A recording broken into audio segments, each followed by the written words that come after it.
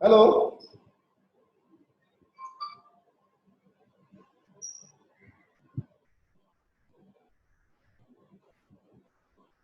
Hello, चलिए। Good afternoon sir. Good afternoon all of you. Good afternoon sir. Good afternoon. अभी जितेंद्र कुमार जी की मेहरबानी से हम दूसरे रूम में बैठ कर आपका इंतजार कर रहे थे और हम यहाँ इंतजार कर रहे थे कह रहे हैं कि सर अभी टाइम नहीं हुआ, बच्चे अभी नहीं आए हैं। और मैं यहाँ देख रहा हूँ कि यहाँ मेरे रूम में बच्चे भरे पड़े हैं सारे। तो अब इसका पूरा गुनाह जो है वो जितेंद्र कुमार जी को है, लेकिन लॉकडाउन में हम लोग थोड़ा फिजिकल डिस्टेंस मेंटेन कर रहे हैं और इन्होंने हमको दूसरे रूम में घुसा दिया था कहीं और वहां हम इंतजार कर रहे थे कि देखिए अभी तक कोई आया नहीं है, सब लेटतीफ है, ये सब सुधरा नहीं अभी तक। लेकिन यहाँ जितेंद्र सर से मिलवाइए हमें। देखिए जितेंद्र सर को देखिए अभी आप लोग। और ये काम इजी है। सर्फ एक्सेल के 10 हाथों की शक्ति निकाले मुश्किल आसानी से। Surf Excel easy wash. हम लोग थोड़ा वेट करेंगे ना। हाँ, बच्चे और भी आएंगे। Yes sir. Good afternoon sir. Good afternoon Jitendra. Good afternoon sir. Good afternoon Nishant. Good afternoon Sushant. Good afternoon sir. Good afternoon sir. हाँ हाँ हाँ हाँ महिमा। Yes sir. Good afternoon sir. Good afternoon. बहुत बहुत good afternoon. Good afternoon sir. Good afternoon sir. Good afternoon sir. Good afternoon Nikhil. Good afternoon. ताकि मैं समझ पाऊंगा कि हाँ भाई वॉइस जो है वो बिल्कुल क्लियर है। और चूंकि बीच में हाँ बिल्कुल, चलिए। तो विनायक ने बताया कि आवाज क्लियर आ रही है और भी स्टूडेंट्स बता रहे हैं कि आवाज जो है वो क्लियर आ रही है। तो आज का जो मीटिंग है हमारा और आज का जो हमारी मुलाकात है संडे के दिन में, हम आज अलग अलग कुछ आपके लिए अनाउंसमेंट्स है, कुछ आपके लिए घोषणाएं हैं। लेकिन आप या तो उधर बैठ जाइए, आराम से बैठिए। और एक जो ऑलरेडी ये लगभग मुझे लगता है कि अब 60 दिन हो गए हैं, 2 महीने का समय हो गया है जब हम लोगों ने इस तरीके से लॉकडाउन के बाद वेब के माध्यम को अपनाया स्टूडेंट्स से जुड़ने के लिए। और आज के इस वेबिनार की खास बात, सबसे खास बात अगर मैं बताऊं तो वो सबसे खास बात आज के वेबिनार की ये है कि आज नए बच्चे भी हैं जो अभी पढ़ रहे हैं सिमेज में, वो भी हैं, और जो पुराने छात्र हैं हमारे, जो पास आउट छात्र हैं हमारे, आज वो भी हैं। तो अगर किसी को क्लैपिंग का साइन बनाना आता हो तो जो पुराने छात्र हमारे जुड़े हैं, जो अलुमनाई जुड़े हैं, उनके जैसे कोई क्लैपिंग वाला साइन एक बार बनाएंगे सारे लोग, ताकि उनको भी अच्छा महसूस होए। जो भी हमारे सीमेज के स्टूडेंट है वो सब लोग जो है अपने सीनियर्स के लिए एक बार क्लैपिंग का साइन क्रिएट करो, ठीक है। एक बार सब कुछ देखो, जैसा उसको स्वाइप करके अपने स्क्रीन पे कितने लोग क्लैपिंग का साइन कर रहे हैं। मैं देख पा रहा हूं कि भारी संख्या में लोग क्लैपिंग का साइन कर रहे हैं, ठीक है। जबरदस्त जबरदस्त। ये है हमारा सीमेज परिवार। और ये मैं अभी अगर 16 स्क्रीन स्वाइप करूंगा तब जाकर के मैं देख पाऊंगा। मैं सबको देख रहा हूं और मेरे सामने मैं देख रहा हूं अतुल भी है और बहुत सिद्धांत, अभिषेक, निशांत, आसीम, मुस्कान, रोशन, नीतीश, विक्रम, मैं सबको देख पा रहा हूँ, मुझे बड़ी खुशी हो रही है। कोमल, तो बहुत पुराने छात्र भी हैं और बहुत नए स्टूडेंट्स भी हैं। और अब हमारी जो संख्या है वो जल्दी 400 पहुंचने वाली है। यहाँ पर 387 हम लोग ऑलरेडी क्रॉस कर चुके हैं। तो अब बस मात्र 13 छात्र और जुड़ेंगे तो हम 400 की संख्या पे आ जाएंगे। और हम फॉर्मली इस क्लास को, या क्लास में ना कहूँ, इंट्रैक्शन को मैं यहाँ से ऑन करूंगा। रिकॉर्डिंग हो रही है, ठीक है। ये रिकॉर्डेड भी हो रहा है ताकि ये यूट्यूब पे भी जा पाएगा। विनीत वर्मा, बढ़िया, बहुत बढ़िया, सुंदर लग रहे हो, नहा के आए हो आज।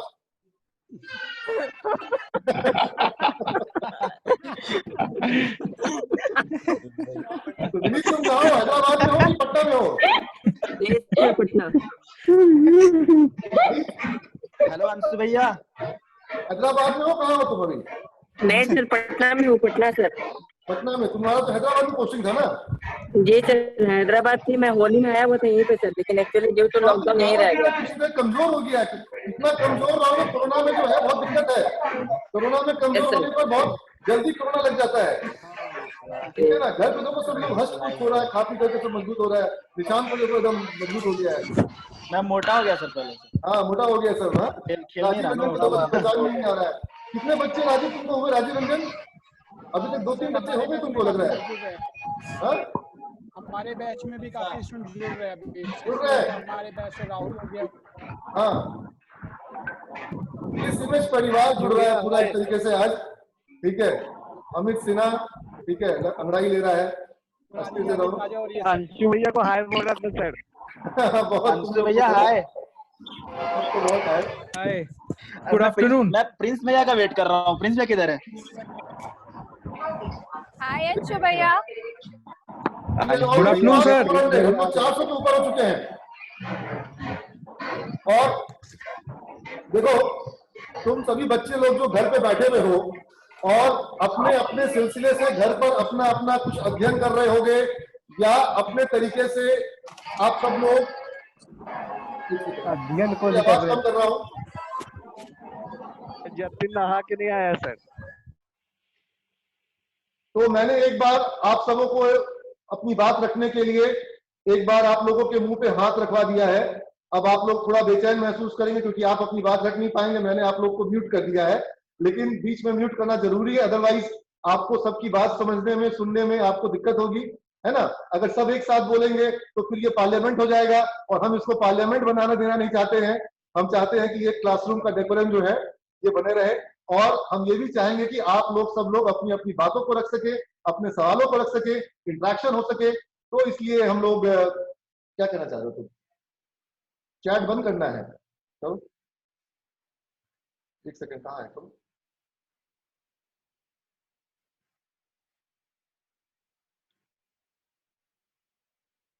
ओनली होस्ट किया हुआ है। कुछ सेटिंग कर रहे हैं जितेंद्र सर ताकि स्मूथली ये काम हो सके, इंटरेक्शन हो सके।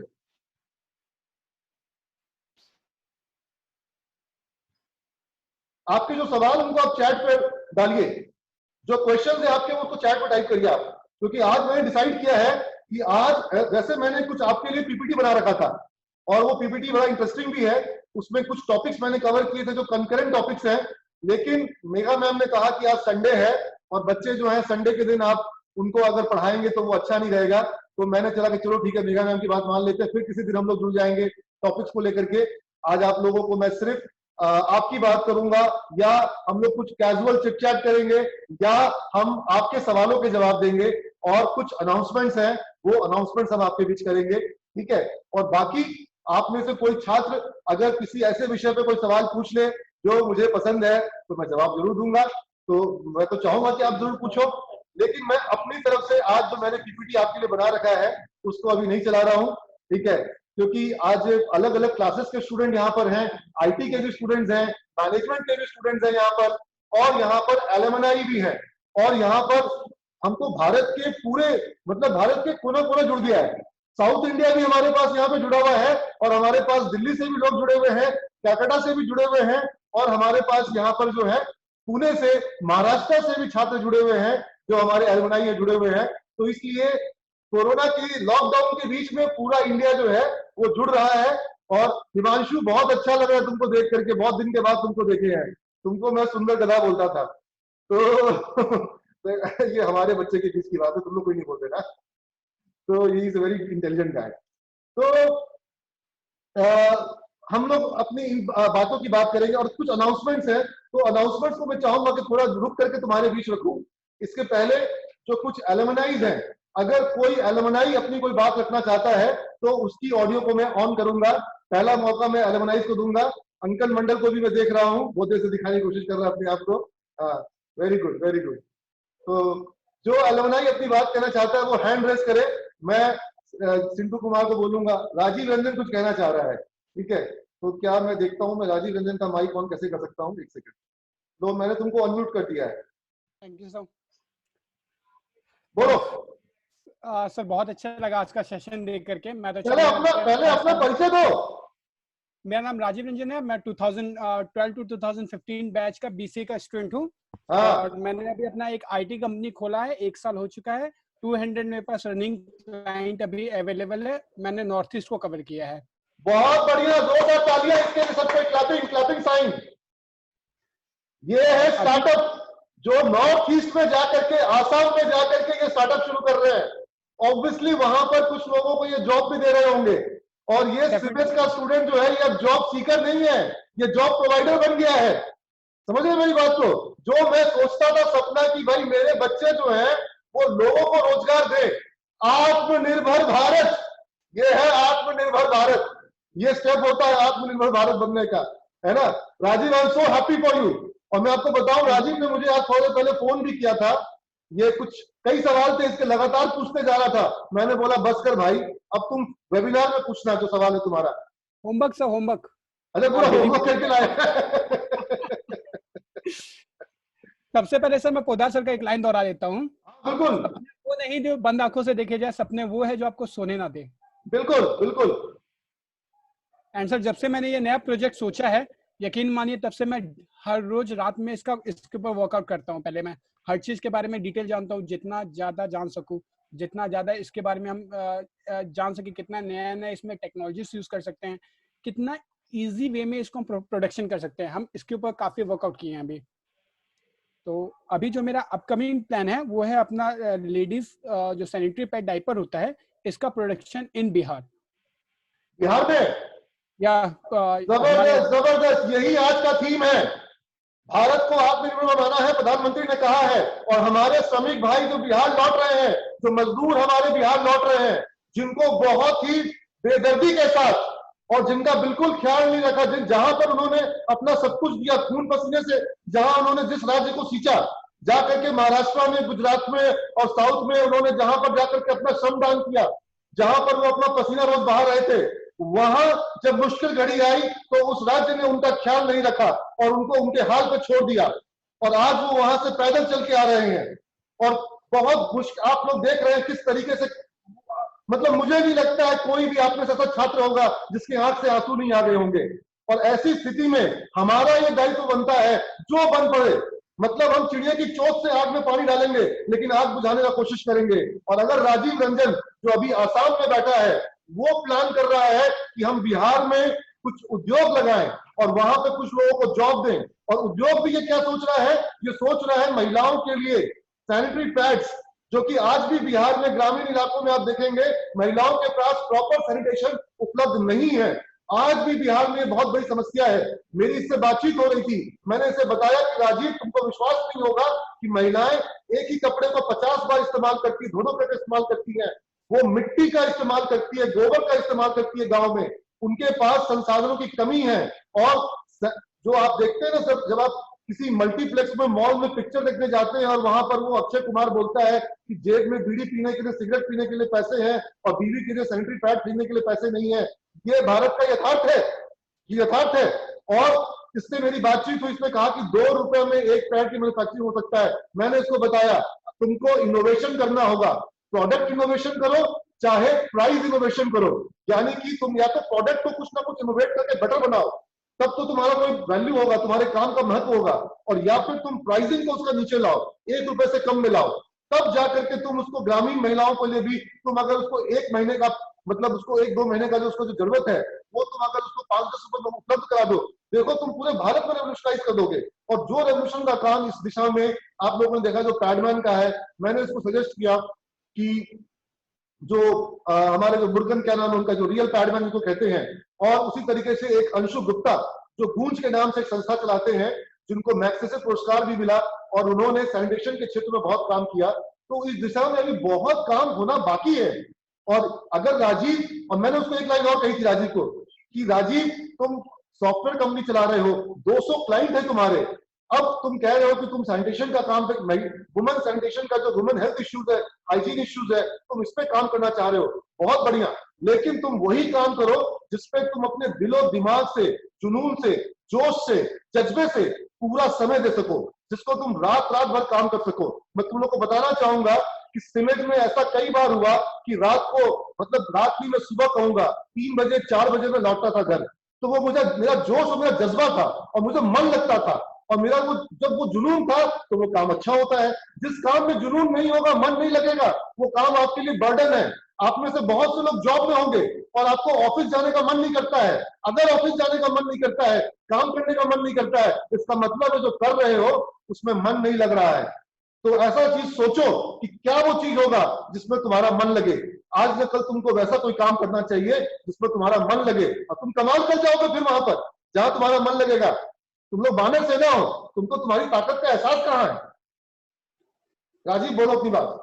सर अभी आपने जो कहा था ना, उसमें मैंने 2-4 पॉइंट ध्यान दिया है। जैसे कि अगर मैं सैप जेल यूज करता हूँ, और प्लस सबसे ज्यादा एक इकलौता ऐसा पौधा है या प्लांट है जिसका एक बार फल लगने के बाद उसको काट के फेंक दिया जाता है, जिसको कहा जाता है केले के पौधे को, केले के पेड़ को। उसको दोबारा उसमें दोबारा फल नहीं लगता है, लेकिन केले के क्या पता है, केले के पत्ते और केले के जो छिलके होते हैं उनसे एक प्लास्टिक बनाया जाता है जो सैनिटरी पैड में आज के डेट में अगर हम उसको यूज करें तो 100% सक्सेसफुल है। फिर से क्लैपिंग करने का मन कर रहा है मेरा। तो he is working on product innovation as well as he is working on price innovation. You getting my point? अब ये आईटी का छात्र है, कंप्यूटर साइंस का छात्र है, बीसीए का स्टूडेंट है, ठीक है। और आप सारे बीसीए वाले, आईटी वाले ध्यान दीजिए कि जब मैं आपसे बिजनेस मैनेजमेंट की बात करता हूं, जब मैं आपसे टेक्नोलॉजी की बात करता हूं, तो आपको समझना है कि टेक्नोलॉजी, बिजनेस सब आकर के एक पॉइंट पे मिलते हैं। और वो पॉइंट क्या है? वो पॉइंट है ह्यूमन बीइंग के लिए, लोगों के लिए उनकी समस्याओं का समाधान करना। यही काम है बिजनेस का, यही काम है आईटी का, और कोई दूसरा काम नहीं है। आपको प्रॉब्लम सॉल्व करना है। अब वो प्रॉब्लम किसी छात्र की हो, प्रॉब्लम किसी महिला की हो, प्रॉब्लम किसी किसान की हो, प्रॉब्लम किसी बिजनेसमैन की हो, प्रॉब्लम किसी हॉस्पिटल की हो, स्कूल की हो, किसी गवर्नमेंट की हो, कहीं की भी हो, ultimately you need to do problem solving. और प्रॉब्लम सॉल्विंग का काम ही है, चाहे वो आईटी सेक्टर हो, चाहे वो आपका जो बिजनेस मैनेजमेंट हो। समझे मेरी बात को? तो चलिए राजीव, और भी बच्चे बहुत है, 400 से ऊपर की संख्या में छात्र यहाँ जुड़े हुए हैं। 2 मिनट और चाहिए मेरे को।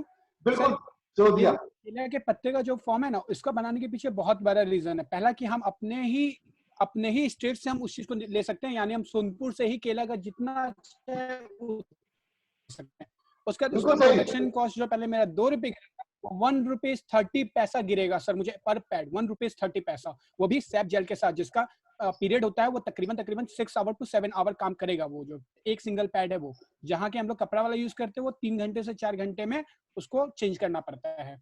वो गया। उसके बाद सबसे बड़ा चीज जो अभी तक कोई भी पैड नहीं दे रहा है, वो इको बायोडिग्रेडेबल।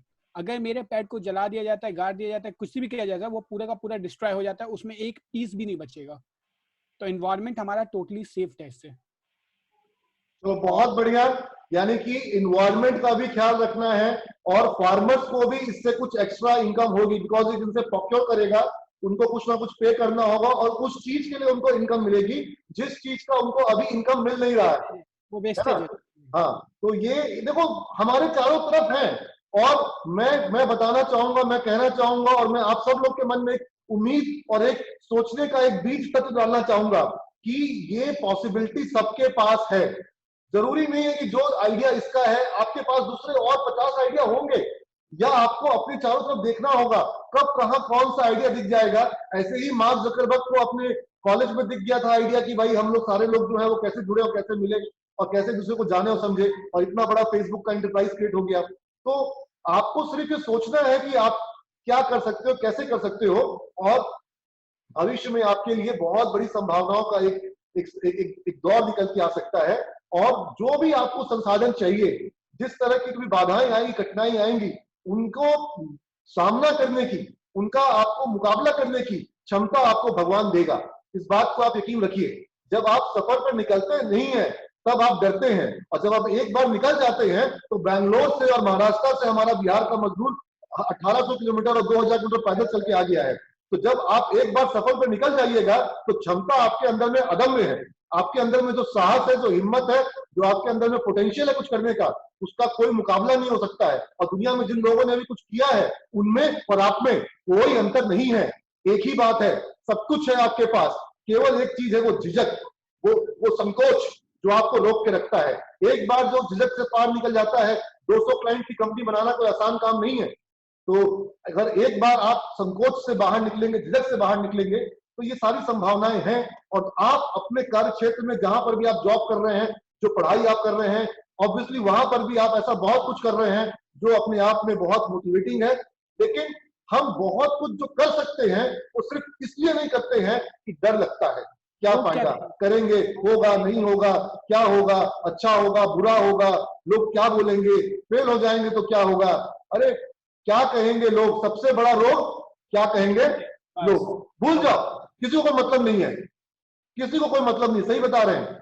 जब तुम कुछ अच्छा करोगे तुम्हारा जमीर तुमको अच्छा बोलेगा, बस वही मायने रखता है। तुम्हारा जमीर क्या बोलता है, तुम्हारी अंतरात्मा क्या बोलती है, बस उसको सोचो। अगर तुम्हें कोई एक आदमी भी तुम्हारे लिए तुम्हारे साथ खड़ा ना दिखाई पड़े तो तुमको रविन्द्रनाथ टैगोर को याद कर लेना, जो कहते थे जदि टॉमर डाक तुम्हें कोई ना आज के तुम ही एकला चालो रे, तुम ही एकला चालो, यानी कि एकला चलने के लिए भी हिम्मत तुम्हारे अंदर होनी चाहिए। तुमको क्या जरूरत है कि तुम्हारे पापा तुमको जब तक हाँ नहीं भरेंगे तुम कुछ पढ़ोगे नहीं, तुम कुछ सोचोगे नहीं, तुम्हारे भाई, तुम्हारी माँ, तुम्हारी पत्नी जब तक तुमको नहीं बोलेंगे। मेरी वाइफ मेरे साथ बैठी है, अक्सर मना कर जाती है कुछ काम के लिए, फिर भी मैं करता हूँ, बाकी पूछ लेता हूँ आज्ञाकारी पति की तरह। सर एक और बात, पहले इसका जो प्रोडक्शन मशीन था वो मैं चाइना से इंपोर्ट कर रहा था, लेकिन मेरे दोस्त राहुल जिसको मशीनरी पॉइंट है अभी यहाँ पे इंदौर में, उन्होंने कहा कि ये मशीन हम बना के देंगे आपको, आप आगे काम कीजिए। अब एक सवाल मैं पूछता हूँ, क्या चाइना से मशीनरी इंपोर्ट करनी चाहिए या नहीं करनी चाहिए? अब तो बिल्कुल भी नहीं सर, अब बिल्कुल भी नहीं करना चाहिए। और पहला बात कि अब मेरा बैचमेट जब मेरे लिए कर सकता है तो हम लोग किस ऐप पे जुड़े हैं? Zoom। हाँ, देखो मैं थोड़ा सा लॉजिकल बात करना चाहूंगा। आत्मनिर्भर भारत है, बनना चाहिए, बनेगा, बनाएंगे, लेकिन हम लॉजिक को छोड़ करके भी नहीं चल सकते हैं। यहाँ पर बिजनेस मैनेजमेंट के भी स्टूडेंट्स हैं और यहाँ पर कंप्यूटर साइंस के भी स्टूडेंट हैं। तो आप जान रहे हैं कि ये जूम का ऐप है और मैं बिना किसी ज्यादा कंफ्यूजन के कह सकता हूं कि 90% लोग आप लोग जो जुड़े हैं आपका मोबाइल मेड इन चाइना है, यस और नो? है ना? आईफोन के पीछे मेड इन चाइना लिखा रहता है ना? मेड इन चाइना सबका है, हम जान रहे हैं उस बात को। लेट्स टॉक सेंस, ठीक है? एक बात निकल के आई राजीव के बहाने, क्योंकि सारे बच्चे जुड़े हुए हैं, हम लोग एक जो जनरल बातें हैं उनको भी रख ले, समझ ले, कर ले कि क्या हम चाइना से इंपोर्ट को बंद कर सकते हैं, क्या हम उसको रोक सकते हैं? कुछ एक स्टूडेंट है किट कैट शुभम, उसका टाइटल है फेसबुक पर, तो वो किट कैट शुभम पता नहीं अभी यहाँ जुड़ा हुआ है कि नहीं जुड़ा हुआ है, उसने मुझे कल एक लंबा सारा व्हाट्सएप पे मैसेंजर पर एक सवाल भेजा। अक्सर बच्चे मुझे भेजते रहते हैं सवाल, ठीक है, और मैं कोशिश करता हूं जहां तक संभव हो उनका जवाब देता रहूं। तो उसने कहा कि सर हमारे पास WTO का एग्रीमेंट है, गैट के हम लोग फाउंडिंग मेंबर हैं, GATT के, तो क्या हम लोग चाइना के इंपोर्ट को बंद कर सकते हैं? पूरे देश में इस तरह का एक माहौल बन रहा है, तो ये माहौल बनना बहुत अच्छी बात है और मैं इसका बहुत स्वागत करता हूं। ये माहौल पहले से भी रहना चाहिए था और ये माहौल त्योहारी सीजन के रूप में, त्योहारी सीजन मतलब कि होली के वक्त पिचकारी नहीं मंगाएंगे और दिवाली के वक्त में दिया नहीं मंगाएंगे, चाइनीज लाइट नहीं लगाएंगे, इस तरह का हमारे यहाँ पर सिस्टम रहा है। लेकिन चाइना का जो सबसे बड़ा इंपोर्ट है भारत में, वो दिवाली की लाइटों का नहीं होता है और होली की पिचकारी का नहीं होता है। जो सबसे बड़ा इंपोर्ट होता है वो हमारे यहाँ पर टेक्नोलॉजिकल इक्विपमेंट्स का है, जिसके लिए हमने अपने यहाँ की टेक्नोलॉजी कंपनियों को तैयार नहीं किया है। जो हमारा सबसे बड़ा इंपोर्ट है वो केमिकल्स का है, जिसके लिए हमने तैयार नहीं किया है। वो अदर और इक्विपमेंट्स जो जिसमें कि आयरन के बहुत सारे ऐसे छोटे छोटे इक्विपमेंट्स होते हैं जिनको हम चाइना से इंपोर्ट करते हैं। मशीनरी का इंपोर्ट जो हमारे यहाँ पे चाइना से बहुत हाई है, फर्नीचर का इंपोर्ट हमारे यहाँ पे बहुत हाई है, इलेक्ट्रॉनिक गुड्स का इंपोर्ट हमारे यहाँ पे बहुत हाई है। जो लाइट पंखे आपके घरों में आ रहे हैं अलग अलग कंपनियों के, मैं अगर नाम ले लूं यहाँ पर, हेवल्स का आप अपने यहाँ पर कोई फैन मंगाते हैं, कोई टेबल फैन मंगाते हैं, कोई वॉल फैन मंगाते हैं, वो चाइना का मैन्युफैक्चर है। तो आप VIP का कोई सूटकेस लेते हैं, सफारी का सूटकेस लेते हैं, कोई आप पीछे का बैग लेते हैं, तो वो सब जो बैग्स हैं, सूटकेसेस हैं, वो चाइना से आ रहे हैं। क्या इन सब चीजों को चाइना से हमको मंगाने की जरूरत है? क्या ये चीजें हमारे भारत में नहीं बन सकती है? लेकिन चूंकि वहां पर मास प्रोडक्शन हो रहा है, पूरे वर्ल्ड के लिए प्रोडक्शन हो रहा है, उनकी यहाँ पर उसकी डाइस ज्यादा बनी हुई है, बहुत एडवांस लेवल के प्रोडक्ट वहां पे जल्दी जल्दी तैयार होते हैं, हमारे यहाँ पर उसको समय लगता है। इस तरह के प्रोडक्शन को धीरे धीरे हम लोगों को अपने इंडिया में लाना होगा। गवर्नमेंट को स्लोगन जो गवर्नमेंट दे रही है, जो गवर्नमेंट लगातार कह रही है कि आत्मनिर्भर भारत, बहुत बढ़िया, लेकिन आप आत्मनिर्भर भारत बनाने के लिए एक पॉलिसी बनाइए। अभी तक आपकी पॉलिसी थी make in India. Make in India की पॉलिसी क्या कहती है? मेक इन इंडिया की पॉलिसी कहती है कि आप दुनिया के जिस देश के हो आओ और इंडिया में बनाओ। ये एक अच्छी पॉलिसी थी, लेकिन ये पॉलिसी का मतलब ये है कि आप जर्मनी की कंपनी हो, इंडिया में आके बनाओ, आप चाइना की कंपनी हो, इंडिया में आके बनाओ। लेकिन मेक इन इंडिया जो है वो भारत में जो मेड बाय इंडियन वो नहीं है। तो हमको लगता है कि कहीं ना कहीं एक बहुत बड़ी आवश्यकता है कि एक मेड बाय इंडियन को कॉन्सेप्ट को गवर्नमेंट को और टेक्नोलॉजिकल इनोवेशंस के साथ में उसको सपोर्ट करना होगा, प्रमोट करना होगा, उसके लिए फ्रेमवर्क तैयार करना होगा। आपको उनको कैपिटल सब्सिडी देनी होगी, आपको टेक्नोलॉजी जो उसमें इनोवेशंस है, जो टेक्नोलॉजिकल रिसर्च और R&D है, उसके लिए कैपिटल सब्सिडी देनी पड़ेगी। तो ऐसे से बहुत सारे मेजर्स हैं। मैं आज अभी यहाँ पर सारे बच्चों के बीच में उसको डिटेल में बताऊंगा, समय लग जाएगा, तो हम लोग आज उसको उस डिटेलिंग में नहीं जाएंगे। लेकिन एक बात जो निकल के आ रही है कि जैसे मान लीजिए आप अगर चाइना का इंपोर्ट पूरा रोक दें, पॉसिबल तो खैर वो नहीं है, वो पॉसिबल नहीं है, लेकिन वैसा अगर करेंगे तो जो हमारी अपनी इंडस्ट्रीज हैं उनको दिक्कत हो जाएगी। जो आपके टावर है, जो आपके मोबाइल टावर है, ZTE का टावर है, हुआई का टावर है, पूरी की पूरी टेक्नोलॉजी आप चाइना से ले रहे हैं। और जो दूसरे मैन्युफैक्चरर्स हैं, चाहे वो इरेक्सन के हों, चाहे वो नोकिया के हों, चाहे वो और भी 2-3 कंपनियां हैं जिनके वर्ल्ड में इस तरह की टेक्नोलॉजी है, तो वो चाइना से कई गुना अधिक महंगे हैं। तो वो पॉसिबल नहीं है कि आप इमीडिएटली चाइना को अभी आप रोक सकते हैं। तो आपको, और वो कई सारे ट्रेड एग्रीमेंट ऐसे हैं जो कि आपको उसके लिए अलाउ नहीं करेंगे। आपका चाइना से जो ट्रेड है वो बहुत हाई लेवल का है, और आपका खुद का मैन्युफैक्चरिंग और एक्सपोर्ट ऐसे बहुत, जैसे हमारा फार्मास्यूटिकल इंडस्ट्री जो है, जो भारत का सबसे बड़े एक्सपोर्टर्स में से एक है। फार्मा एक्सपोर्टर कंपनियां जो है उनको API जो होते हैं ड्रग्स के, एक्टिव फार्मा इंग्रेडिएंट्स, तो वो API जो है वो चाइना से आते हैं। तो जब तक हमारी अपनी कैपेसिटीज क्रिएट नहीं हो जाती है, हम इस तरह का कोई ड्रास्टिक मेजर्स नहीं ले सकते हैं। तो इसलिए मैं राजीव को कहूंगा कि अगर इंदौर में मशीनरी बन रही है, आप उसको चेक करो। अगर चाइना की मशीनरी बन रही है, आप उसको चेक करो। उनका जहां जहां पे लोगों ने इंस्टॉल किया है उनका फीडबैक चेक करो, और फिर आप कंपैरेटिव एनालिसिस करो कि चाहे वो चाइना की मशीनरी हो, चाहे वो इंदौर की मशीनरी हो, या कोई जापानीज या यूरोपियन या कोरियन मशीनरी हो, उनमें क्या कॉस्ट बेनिफिट एनालिसिस है। आप समझ रहे ना, सिर्फ और सिर्फ सबसे सस्ती मशीनरी है वही अच्छी नहीं होगी, तो आपको पूरा उसका एनालिसिस करना पड़ेगा। सर वन मोर थिंग, मैं चाहता हूँ कि सर कॉलेज में जो भी है ना, हमारा खुद का एक नारा हो जाए, making India, made in India, made by India, made for India. हमको नहीं जाना है बाहर, हम नहीं मानते सरकार की बात, हम मानते अपने फैमिली की बात। ये तुम्हारा विचार बहुत अच्छा है, बहुत अच्छा है, लेकिन अभी एकदम से ये बात दिमाग में लोगों के गर्म है। मैं ये थोड़ा सा सच बात कहता हूं हमेशा, तो सच बात ये है कि अभी तो भाई माल बाहर का भी आएगा, बाहर की कंपनियां भी आएगी। और हमारे यहाँ पर कुछ स्टूडेंट ऐसे हैं जो कन्वर्जिस में जॉब कर रहे हैं, कुछ स्टूडेंट हमारे यहाँ ऐसे हैं जो TCS और विप्रो में जॉब कर रहे हैं। तो TCS और विप्रो में वो किन के लिए काम कर रहे हैं? क्या बाहर की कंपनियों के लिए काम नहीं कर रहे हैं? Definitely sir. हाँ, तो जो क्या सुशांत, जो आप लोग जॉब करते हो तो कहाँ के लिए काम करना होता है आपको? अनम्यूट कर देते हैं। हाँ, वो बता रहा है कि बाहर की कंपनियों के लिए कहाँ के लिए काम करना होता है? सर बाहर के लिए भी और यहाँ के लिए भी, ज्यादातर तो बाहर के लिए ही रहता है। जैसे अभी हम लोग का डेल EMC का प्रोजेक्ट मिला है, तो उसमें भारत का बहुत कम है और बाहर का ज्यादा है। तो फॉर्मूला समझो, फॉर्मूला ये है कि हमको ग्लोबल प्लेयर बनना है। और ग्लोबल दुनिया में कोई भी देश, चाहे वो अमेरिका भी बोल दे कि भाई दुनिया का माल नहीं मंगाएंगे, ये नहीं पॉसिबल है। ये सब बातें अभी चूंकि लोगों को लोग पॉलिटिकल बातें करेंगे, लेकिन आप जिस दुनिया में रह रहे हैं, यहाँ आपका प्रोडक्ट बाहर जाएगा, हमारी कंपनियां बाहर के क्लाइंट्स को सर्व करेंगी, और अगर हम उनका माल यहाँ बंद कर देंगे तो फिर वो हमसे भी काम नहीं लेंगी। ये संभव नहीं है। हाँ, हमको करना क्या होगा? हमको करना ये होगा कि हम अगर किसी मुकाबले में अपने, मान लीजिए कि आपके घर का कोई नौजवान, कोई लड़का, कोई बच्चा वो मुकाबले में उतर रहा है, और सामने कोई बड़ा पहलवान है जो कि बहुत पुष्ट पहलवान है, वो 200 किलो वजन का पहलवान है, और तुम्हारा जो प्लेयर है वो अभी मात्र 40 किलो का है, तो कोई मुकाबला ही नहीं है। तो हमारे जो प्लेयर है, हमारी जो इंडस्ट्री है वो कमजोर है।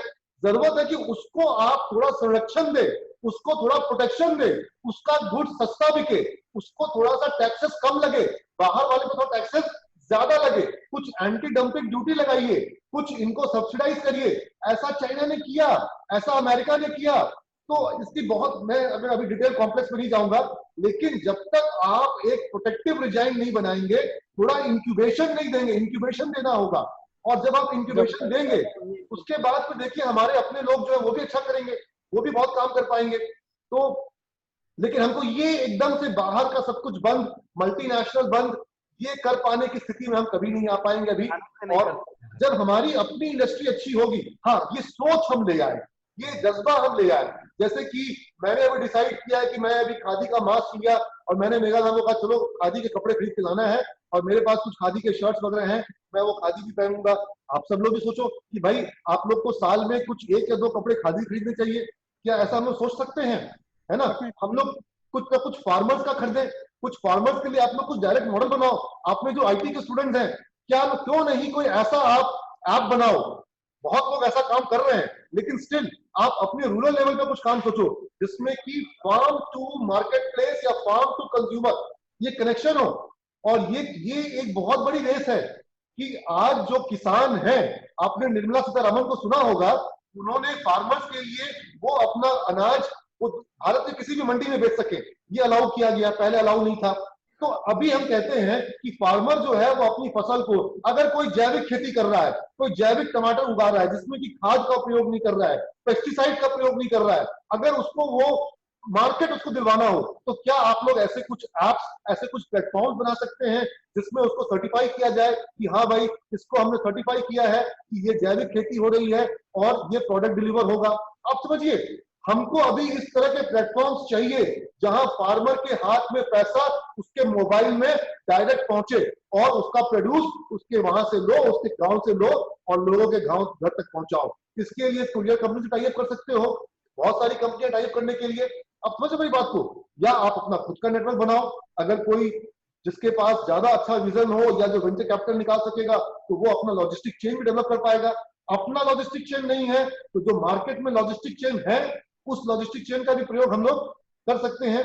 लेकिन हमको एक सोच विकसित कर लेनी है कि हम पैकेज फूड की जगह पर फ्रेश फूड कंज्यूम करें, हम जो फार्मर्स के पास इनकम पहुंचे, हमारा जो गांव का जो बुनकर है, जो हस्तकरघा है, जितने भी तरह के हैंडलूम है, हम उनको थोड़ा सा कोशिश करें कि उनको हम अपने घरों में इस्तेमाल करें। तो इस तरह का अगर सोच हम लोग ले आते हैं तो जो हमारे गांव के लोग लौट रहे हैं, जो मजदूर हमारे गांव लौट रहे हैं, उनको गांव में रोजगार मिल सके। और महात्मा गांधी का एक मॉडल है ग्राम स्वराज्य का मॉडल, बहुत सुंदर मॉडल है, जिसको अगर अब ये देश अगर वापस से अपने गांव को मजबूत बनाना चाहता है, अपनी गांव की अर्थव्यवस्था को मजबूत बनाना चाहता है, तो उस ग्राम स्वराज्य के मॉडल से ही वो मजबूती आएगी। नहीं तो मैं आपको बताऊं, एक बहुत बड़ा खतरा है, बहुत बड़ा खतरा है कि कुल 10 कंपनियां पूरे भारत के सारे कारोबार को, और मैं 10 भी ज्यादा बोल रहा हूं, 10 से भी कम कंपनियां भारत के सारे कारोबार को, रिटेल को, एजुकेशन को, हेल्थ केयर को, मतलब फूड आइटम से लेकर के, कपड़े से लेकर के, जेवर से लेकर के, आपको जो खरीदना हो उन्हीं से खरीदो। ये सारा एक बहुत बड़ा नेटवर्क बन रहा है। आपको पता है कि नहीं पता है, एक बहुत बड़ा इस तरह का एक प्लानिंग ऑलरेडी इस पे काम हो चुका है। और उनके इस प्लान को, उनके इस जो सोच है, उनकी जो साजिश है, उस साजिश को बहुत बड़ा सपोर्ट, बहुत बड़ा बूस्ट मिल गया है। किससे बूस्ट मिला है पता है आपको? कोरोना से। कोरोना के इस संकट में, कोरोना का ये जो पूरा का पूरा ग्लोबल एक, जो एक, अब इसको आप जो कह लीजिए, मतलब आप ये भी कह सकते हैं कि एक डिजाइंड मैनर में पूरे दुनिया में ये जो संकट को लाया भी गया है, और ये जो जिस तरह से ये फैल गया है, और इसमें जो बड़े कॉर्पोरेशंस हैं, अब आप देख रहे हैं हर एक क्षेत्र में, एजुकेशन के क्षेत्र में हो, वो हेल्थ केयर के क्षेत्र में हो, या फिर वो आपका जो इंटरटेनमेंट का क्षेत्र है, हर एक जगह आप देख रहे हैं, आप सब लोग के मोबाइल पर अमेजन प्राइम और नेटफ्लिक्स आ रहा है ना, आप सब्सक्राइब कर रहे हैं। तो ये पूरे दुनिया की जो कुछ बड़ी कंपनियां हैं, ये वर्ल्ड के कारोबार को अपने कर लो दुनिया मुट्ठी में, ठीक है? तो ये कर लो दुनिया मुट्ठी का जो गेम चल रहा है, आज देखिए बड़ी खुशी हुई मुझे कि मैडम वित्त मंत्री, फाइनेंस मिनिस्टर ने, निर्मला सीतारमण ने घोषणा करी कि भारत के सभी छात्र अपने घर में पढ़ाई कर सके। इसके लिए ऐप्स के माध्यम से, वेबसाइट के माध्यम से, और उन्होंने चैनल की घोषणा करी कि हर एक क्लास का अलग अलग चैनल बनाया जाएगा जो ऑनलाइन टेलीकास्ट होगा, या फिर टाटा स्काई पर और उसको डिश पर लोग देख सकेंगे उस चैनल्स को। ठीक है, बहुत बढ़िया, बहुत अच्छी घोषणा है, मैं बहुत अप्रिशिएट करता हूं। लेकिन आप एक बात बताइए कि धीरे धीरे क्या हम उस तरफ बढ़ रहे हैं जिसमें कुछ खास शिक्षक, कुछ खास टीचर 100 टीचर पूरे देश में पूरे देश को पढ़ा देंगे। एक ऐसी व्यवस्था, क्या हम उस और बढ़ रहे हैं जहां पर ऑनलाइन कोर्सेज की तरफ अभी 25 से अधिक कंपनियों को रिलायंस जियो ने टेक ओवर किया है। ये सारे के सारे स्टार्टअप हैं जो कि एजुकेशन स्टार्टअप है, और इनमें अलग अलग कोर्सेज और अलग अलग, कोई स्कूल के लिए है, कोई कॉलेज के लिए है, कोई स्किल डेवलपमेंट के लिए है, ऑनलाइन पढ़ाने का। आप सब ऑनलाइन पढ़ रहे हो, आपकी क्लासेस ऑनलाइन हो रही है, आपके टीचर आपको ऑनलाइन पढ़ा रहे हैं। लेकिन जो आज पूरे भारत में एक जाल बिछा हुआ है, आप में गांव के बच्चे होंगे, आपके गांव में स्कूल है, आपके गांव में मास्टर है, टीचर है, ट्यूशन सेंटर है, कोचिंग है, आप समझे मेरी बात को। और ऐसे ऐसे लोग हैं जो घरों में जाके बच्चों को पढ़ाते हैं। आप इन सबको रिप्लेस कर दोगे इनसे, किसी एक स्टार टीचर से, और वो स्टार टीचर पढ़ाएगा और 10 लाख बच्चे, 1 करोड़ बच्चे एक साथ पढ़ेंगे। क्या यह व्यवस्था उन 10 लाख टीचर वाली व्यवस्था से बेहतर होगी कि एक टीचर जो है भारत के 10 लाख बच्चों को पढ़ाएगा? ये होना है, ये हो रहा है, हम उसको और बढ़ गए हैं। आप मेरी बात को समझ पा रहे हैं? आप अगर समझ पा रहे हैं मेरी बात को, तो एक बार आप साइन हम सब का बनाएं या कुछ भी साइन बनाएं जिससे मैं समझ पाऊं कि मेरी बात आप तक पहुंच पा रही है। और ये स्थिति जो होगी कि भारत में जो टीचर्स का, चाहे वो सरकारी स्कूलों में हो, प्राइवेट स्कूलों में हो, अब उनसे हट करके हम लोग अब ऑनलाइन पे जाएंगे। जब हम ऑनलाइन पे जाएंगे तो ऑनलाइन पे कौन से टीचर पढ़ाएंगे? ऑनलाइन पे वो टीचर पढ़ाएंगे जो इंटरटेनमेंट के साथ पढ़ा सकते हैं। आप मेरी बात को मान रहे हैं ना? ऑनलाइन पे तो वही पढ़ाएगा ना जो आपको इंटरटेन भी करे, आपका मन भी लगाए। क्योंकि अगर ऑनलाइन पे इंटरटेन नहीं करोगे तो बच्चा यूट्यूब पे चैनल चेंज कर लेगा, वीडियो चेंज कर लेगा। आप समझ रहे मेरी बात को? तो वो क्लासरूम, वीरेंद्र बहुत बढ़िया लगा तुमको देख करके। तो जो क्लासरूम की जो पढ़ाई का जो माहौल है, उसका रहना, उसका महत्व अपनी जगह पर अलग है। और आंख में आंख डाल करके, कैसे बच्चों की आंखों में मैं देख देख के बात करता हूँ, वो उस आंख में आंख डाल के पढ़ाने का बहुत बड़ा महत्व है। और अब एक किसी जियो के प्लेटफॉर्म पर, किसी बड़ी कंपनी के प्लेटफॉर्म पर एक साथ कोई एक टीचर जो है वो 1 लाख और 10 लाख बच्चों को पढ़ाएंगे, और कोटा की टीचर और यहाँ के टीचर, और वो कोचिंग शुरू हो जाएगी। ठीक है, जो होगा उसका भी हम सामना भी करेंगे और उस विधा में भी अपने आप को तैयार करेंगे। और मुझे लगता है कि मैं इस दिशा में भी बच्चों को सुविधा दे सकूं, ताकि मैंने तो डिसाइड कर लिया है, जो मेरे एग्जिस्टिंग स्टूडेंट अभी यहाँ पर सुन रहे हैं, मेरे को सीमेंस के जो वर्तमान छात्र मुझे सुन रहे हैं, आपको आने वाले दिनों में सिर्फ क्लासरूम में आपको क्लास नहीं करना होगा। क्लासरूम में तो क्लास मिलेगी ही, आपको भारत के बेस्ट टीचर से, जो भारत के अलग अलग इंस्टीट्यूट में पढ़ा रहे हैं, उनसे मैं आपको पढ़ाऊंगा। मैंने कई शिक्षकों से संपर्क किया है जो अच्छे अच्छे टॉपिक पर, टेक्नोलॉजी पर और मैनेजमेंट पर आपको बेस्ट लेक्चर ऑनलाइन देंगे। यानी कि जो हमारी जो फैकल्टी है, उसका जो ह्यूमन रिसोर्स का जो हमारा जो आज तक का जो अभी जो कैलिबर है, जो लेवल है, वो अचानक से बहुत ऊंचा हो जाएगा। क्योंकि अब हमारे पास भारत के कुछ बड़े संस्थानों के जो शिक्षक हैं, उनको भी शामिल करने का जूम के माध्यम से और अलग अलग एप्लीकेशन के माध्यम से विकल्प आ जाएगा, और उनको भी हम सब्जेक्ट उनको असाइन करेंगे। दूसरा, जो क्लासेस आपकी होंगी, जिनको आप अपने क्लास में अटेंड करेंगे, तो आपको क्लास अटेंड करने का क्रेडिट मिलता है। तो आप जब क्लास को अटेंड करेंगे, क्रेडिट मिलेगा। और अगर कोई बच्चा बीमार है तो उस बच्चे को वो क्लास अपने घर पर, मोबाइल पर लाइव देखने का और वहीं पर से सवाल पूछने का यह भी मौका मैं दूंगा। आज आने वाले दिनों में सीमेंस की सारी क्लासेस जो होंगी, जो बच्चे क्लासरूम में अटेंड करेंगे, उनको वहीं से लाइव करने के लिए जो खर्चा आएगा वो भी हम प्रबंध करेंगे, और वो क्लासेस लाइव होगी। लेकिन सर इसके लिए अटेंडेंस बनेगा, उसमें 25 पैसे का क्रेडिट मिलेगा, यानी कि 0.25 क्रेडिट मिलेगा। 75 पैसे का उसको नुकसान होगा क्रेडिट का। यानी कि अटेंडेंस में जो आपको क्रेडिट मिलता है, एक अटेंड करने का एक क्रेडिट, आप 4 लाइव अटेंड करोगे तब आपको 1 लाइव क्लास अटेंड करने का क्रेडिट मिलेगा। लेकिन कुछ तो फायदा होगा, और पढ़ाई तो कम से कम छूटेगी नहीं। और घर पर हैं, बीमार हैं, कुछ भी है, या मान लो कि तुम में से बहुत सारे नालायक किस्म के भी होते हैं जिनका आज आने का मन नहीं किया, जाड़ा में ठंडा लग रहा है, तो वो लोग को भी कम से कम पढ़ाई करने का विकल्प मिलेगा। तो इस तरह का हम निर्णय ऑलरेडी ले चुके हैं। अगर कोई शिक्षक यहाँ जुड़े होंगे तो आज उनको भी ये मालूम पड़ रहा होगा, और जितने भी टेक्नोलॉजी वाले लोग हैं वो जान लें कि इस पर हम लोग को काम करना है। और जो क्लास कोऑर्डिनेटर्स होंगे, हमारे स्टूडेंट्स होंगे, हम उनको ही इसके लिए मैंने डिसाइड किया कि उनको ही मैं इस तरह से उनको मैं इक्विप करूंगा कि जो क्लास कोऑर्डिनेटर होगा वही क्लास को लाइव कर देगा, और हर एक क्लास लाइव रहेगी। हर एक बच्चे जो है वो उसको वहां अटेंड भी करेंगे या फिर लाइव से भी जुड़ेंगे। ये आज की पहली घोषणा मैंने आप लोग के बीच में बातों बातों में डाल दी। अब मैं सोचता हूँ कि कुछ आप लोग के सवाल ले लूं, क्योंकि काफी समय भी हो गया है। है ना। तो कुछ सवाल जो मैम अगर पूछा है बच्चों ने आपके पास कुछ सवाल, अच्छा मेरे पास सवाल आ रहे हैं बच्चों के। हाँ हाँ, ज्यादा मिलना चाहिए, बुकिश नॉलेज इतनी इफेक्टिव नहीं है। क्या चीज ज्यादा चाहिए भाई मेरे, मैं तो देख नहीं पा रहा हूँ, मुझे थोड़ा सा मुझे थोड़ा देखना पड़ जाएगा। जैसे मैं एक काम करता हूँ, एक काम करो, जो जो लोग को सवाल पूछना है हैंड रेस करो, मैं उसको अनम्यूट वो कर दूंगा, मैं उसको अनम्यूट कर दूंगा जिनको सवाल पूछना है। हाँ मैं इसका लो, मैं चेंज कर रहा हूँ, मैं मैम के सिस्टम पे जा रहा हूँ, मैम के इस पे कॉल पे जा रहा हूँ और मैम यहाँ पे आके बैठ जा रही है। हाँ अरे आप उसको दे, ठीक है। तो सवाल क्या है बताइएगा, या हैंड रेस करो ना, तो हैंड रेस कर रहा है उसको हम लोग माइक ऑन कर दो उसका। ये राजीव तुम बहुत बात कर चुका बेटा, और लोग कोई, अच्छा आपकी बात करो, आपकी बात करो, अनम्यूट करो। हाँ बोल राजीव। सर ये जो एप्लीकेशन आपने बताया ना, मैं उस एप्लीकेशन पे ऑलरेडी काम कर रहा हूँ और मैं चाहता हूँ कि सिमिज उसको यूज करके देखे। शेयर करो, शेयर करो, ठीक है। Online classes with online video calling, ये दोनों चीज उसमें अवेलेबल हो पाएगा मेरे एप्लीकेशन पे। बहुत बढ़िया, बहुत बढ़िया। और देखो मैं तुमको बताऊं, तुम लोग इस तरह का एक आपस में नेटवर्क तुम लोग को बनाना पड़ेगा।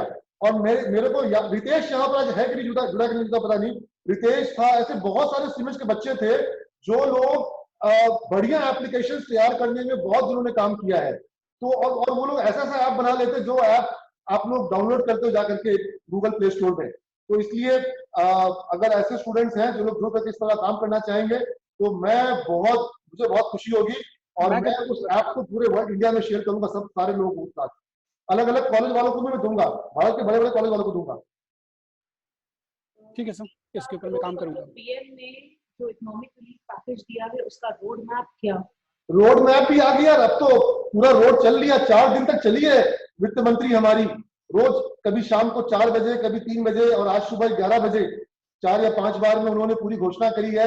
और उसके पहले जो घोषणा की गई थी वो भी सब उसको रिपीट भी किया गया। बहुत मेहनत की मैडम ने, और मैडम हर दिन नई साड़ी पहन करके नए तरह का मास्क पहन के आती थी और 20 लाख करोड़ की घोषणा हो गई। आप में से जितने लोग समझ गए हैं या जो लोग नहीं समझ पाए, कंफ्यूज है, वो एक बार इशारा करके बता दें, ठीक है, तो मालूम पड़ेगा कि 20 लाख करोड़ में कितना आप लोग को मिल रहा है, वो आप लोग समझ पाए कि नहीं समझ पाए। नीतीश को, निशान को कुछ ज्यादा ही मिल गया है, ठीक है, ज्यादा खर्चा मत करना निशान, 20 लाख करोड़ में से पता नहीं तुमको कितना मिल रहा है। तो देखो मैं तुमको संक्षेप में बताऊं कि जो कुछ भी अनाउंसमेंट हुए हैं वो सारी अनाउंसमेंट अच्छी हैं, वो सारी अनाउंसमेंट, उनमें से एक अनाउंसमेंट भी खराब नहीं है, एक अनाउंसमेंट भी खराब नहीं है। और ये सारी अनाउंसमेंट्स, इनमें से काफी कुछ पहले से अनाउंस था, काफी कुछ बजट में अनाउंस था, काफी कुछ जो है जब ये लॉकडाउन जब हुआ उसके बाद आरबीआई ने अनाउंस किया, और आरबीआई ने बैंकों का एसएलआर यानी कि स्टैट्यूटरी लिक्विडिटी रेशियो घटाया, सीआरआर यानी कि कैश रिजर्व रेशियो घटाया, और बैंकों के पास लिक्विडिटी को बढ़ाया ताकि बैंक ज्यादा पैसा कर्ज दे सके, ज्यादा अमाउंट मार्केट में आ सके। लेकिन मार्केट में लोगों ने लोन नहीं लिया, लोग अभी लोन लेने की स्थिति में नहीं है। और अभी जो 3 लाख करोड़ इसमें से पैकेज में से सिर्फ और सिर्फ एमएसएमई यानी micro small and medium enterprise के लिए रिजर्व किया गया है कि उनको बिना किसी क्रेडिट की गारंटी के, यानी कि उनको कोई अपना गारंटी, कोई कोलैटरल नहीं देना पड़ेगा और उनको जो है लोन मिलेगा। तो ये एक अच्छी घोषणा है, क्योंकि आज के समय में छोटे बिजनेसमैन को, छोटे इंडस्ट्रियलिस्ट को, छोटे जो कोई एमएसएमई का माइक्रो स्मॉल बिजनेसमैन है, जो इंटरप्राइज है, फैक्ट्री वाला है, उसको लोन मिलना आसान काम नहीं है। तो जो इस तरह का डबल आवाज आ रही, बंद, तो इस तरह की आवाज डबल आ रही है, आवाज बंद हो गया। तो इस तरह का जो भी ये जो घोषणा किया गया है, आवाज डबल कैसे हो जाएगी, इसको राजीव को बताया कैसे। Rajiv,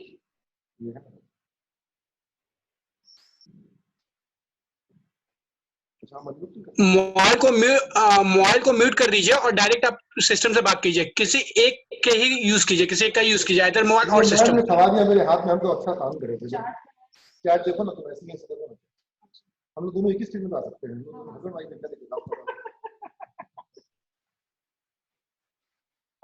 as there are some old students present here, I would request some of them to share their working experience. अच्छा, वर्क एक्सपीरियंस आप में से जो बताना चाहते हैं, कौन बताना चाह रहा था? हैंड रेज लोग कर भी जाओ तो पता चलेगा कुछ, पता नहीं। 400 बच्चे हैं यहाँ पे। तो देखिए, मैं वो 20 लाख करोड़ को थोड़ा सा आपके लिए और स्पष्ट कर दूं तो सारी घोषणाएं अच्छी हैं।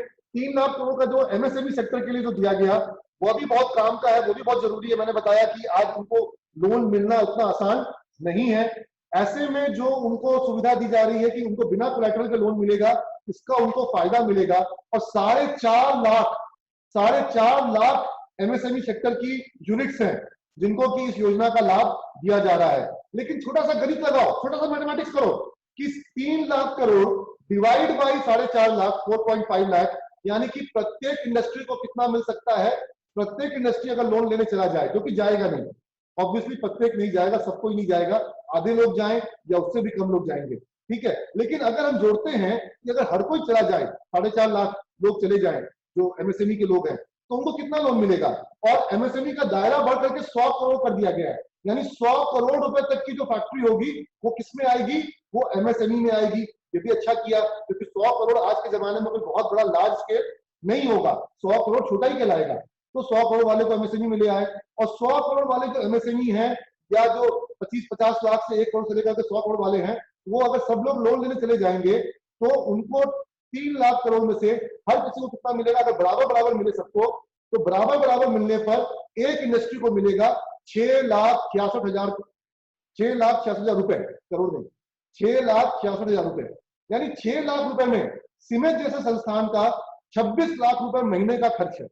26 लाख हर महीने हमको वहां पर खर्च करना है, टीचर्स के लिए और बिजली के लिए और अदर एक्सपेंसेस के लिए। तो अगर जो बड़ी यूनिट्स है, जो बड़े कारखाने होते हैं, जो एमएसएमई के कारखाने हैं, जहां 100-200 लेबर काम कर रहे हैं, वर्कर काम कर रहे हैं, वहां पर रॉ मटेरियल का, फैक्ट्री के अदर बिजली का करोड़ों रुपए का एक्सपेंस होता है महीने का। और 6 लाख रुपए के लोन लेकर के कोई, और दूसरी चीज कि ये लोन कब से चालू हो रहा है, ये स्कीम चालू हो रही है, माननीय वित्त मंत्री जी ने उसको बहुत शॉर्ट डिटेल में बताया कि अक्टूबर से चालू होगी। तो मेरी मैडम, अभी तो महीना चल रहा है मई का महीना चल रहा है, जून भी है, जुलाई भी है, अगस्त भी है, सितंबर भी है। आप अक्टूबर में लोन दीजिएगा, तब तक बिना ऑक्सीजन के मरीज मर जाएगा। मेरी बात तो समझ पा रहे हैं आप? आज में लोन चाहिए, फैक्ट्री को पैसा आज चाहिए। मैं चाहता हूं कि वर्कर को सैलरी दूं, मुझे आज का पैसा दोगे तब मैं सैलरी दूंगा। आप मुझे बोलेंगे कि नहीं मैं आपको अक्टूबर में पैसा दूंगी बिना कोलैटरल के, तब तक तो मेरी फैक्ट्री क्या हो जाएगी भाई। समझो कहां गए देश। प्रधानमंत्री जी को भी मेरी बात पहुंच जाए तो वो तुरंत इसमें कुछ काम करेंगे। पता नहीं मैडम की सारी बातें उन तक पहुंच नहीं पाती है। मुझे पूरा भरोसा है कि प्रधानमंत्री जो है वो जनता को 20 लाख करोड़ का पूरा एडवांटेज देना चाहते थे, लेकिन पता नहीं कहां कहां किसने क्या मुरेट दिया, वो सारा मतलब गड़बड़ कर दिया गया, गड़बड़ा गया मामला। अभी तो जो हमारे मजदूर पैदल चल रहे हैं, जो लेबर पैदल चल रहा है, जो वो बैलगाड़ी में वो एक बैल की जगह पे खींच रहा है, जो वो सूटकेस देखा अपने सूटकेस पे वो माँ अपने बच्चे को, और वो बच्चा बेचारा ऐसे सूटकेस पे जा रहा है। मतलब ये क्या हो रहा है, हम क्या देख रहे हैं। ठीक है, हम बहुत तकलीफ भी है और कुछ ना कर पाने की एक बेबसी भी है, गुस्सा भी है, लाचारी भी है। और मैं एक सवाल पूछता हूं कि अगर घर में आग लग जाएगी तो आप पहले क्या करोगे? जब घर में आग लगी होगी तो पहले आप क्या करोगे बताओ? आप पहले आग बुझाओगे ना, आप पहले आग बुझाओगे कि आप ये बोलोगे कि हम एक काम करते हैं, हम एक कमेटी बनाते हैं, आग लग गई है, वो कमेटी डिसाइड करेगी कि फायर ब्रिगेड कैसे बनेगा, हम पहले ऑर्डर करेंगे कि कैसे कैसे फायर टेंडर आएगा, हम पहले इसका केमिकल रिसर्च करेंगे कि किस तरह से होगा।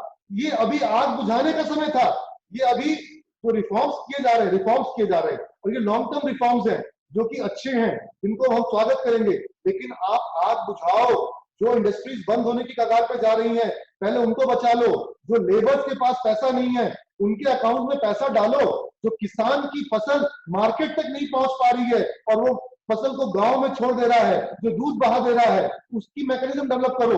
और कुछ नहीं तो सबसे पहले एक काम करो, प्रधानमंत्री जी आप टीवी पे आइए और सारे मुख्यमंत्रियों को टीवी पे से घोषणा करिए कि आपके राज्य में एक भी मजदूर सड़क पे पैदल नहीं चलेगा। लगाइए बसेस को हाईवे पे, जितनी स्टेट डिपो की बसेस है उनको हाईवे पे खड़ा करिए, जितनी प्राइवेट बसेस है उनको हाईवे पे खड़ा करिए। और हमारा रेलवे 13,400 रेलवे की जो ट्रेन है, passenger train, 13,400 passenger train railway प्रतिदिन चलाता था। तो जो रेलवे 13,400 ट्रेन पर डे चलाता था, वो रेलवे आज 100-200 ट्रेन चलाने के लिए वो बोल रहा है राज्य को कि पहले डिमांड करो, फिर लोकल स्टेट से बोलता है पैसा कलेक्ट करो, फिर होम स्टेट को बोलता है तुम पैसा दे देना, हम 15% ले रहे हैं। और 15% क्या ले रहे हैं? तो भाई ये जो मेरे बैंगलोर से जो मेरे बच्चे हैं वो बता दें, स्लीपर क्लास में तुम्हारा 1150 रुपया का भाड़ा है और 15% में आप 1,050 रुपया ले रहे हैं। ये कौन सा 15% है 1,050 रुपया का? शर्म नहीं आती है आपको? 85% माफ कर रहे हैं। कौन सा 85% आप माफ कर रहे हैं? आपको अभी सारी ट्रेनें मजदूरों के लिए, जो कामगार अपने घर लौटना चाह रहे हैं, जो जिनके पास पैसे नहीं है, जो पैदल चल रहे हैं। क्यों पैदल चल रहे हैं? पैसे नहीं है, ट्रेन नहीं है। अरे भाई जब वो नहीं सुन रहा है बात को और जब उसको वापस ही आना है तो 2 ट्रेन उसको, वो हमारा देश का नागरिक है, हम टैक्स जमा करते हैं। किसके लिए टैक्स जमा करते हैं? तुम्हारी BMW और तुम्हारी एयर कंडीशनिंग के लिए हम टैक्स जमा नहीं करते हैं, हम इन गरीबों के लिए टैक्स जमा करते हैं। मेरा टैक्स का पैसे का उपयोग बिहार के उन मजदूरों के लिए हो, हम टैक्स जमा करेंगे। लेकिन आप उनको फ्री ट्रेन दीजिए। अभी ये समय जो है ये फायर फाइटिंग का है। जो मजदूर पैदल चल रहा है, जो गरीब महिला अपने बच्चों को गोद में लेकर के आपका सूटकेस घिसते हुए चल रही है, उसको कुछ करो, उसको कुछ दो। वो हमारी बहन है, वो मेरी बहन है। जो मेरा भाई पैदल चल रहा है, सर पे बोझ लेके चल रहे हैं, जो बच्चे चल रहे हैं, उनको कुछ करना होगा। ये बोलते बोलते मेरी आंखों में अभी आंसू आ चुके हैं। आपको समझना होगा कि ये भारत जो है, ये भारत 130 करोड़ जनता के साथ भारत बन रहा है। और ये जो नौजवान हमारे बैठे हैं, इनके माता पिता जो है, इन्होंने बहुत मेहनत से इनको पाला है और ये इस देश को आगे बढ़ाना चाहते हैं।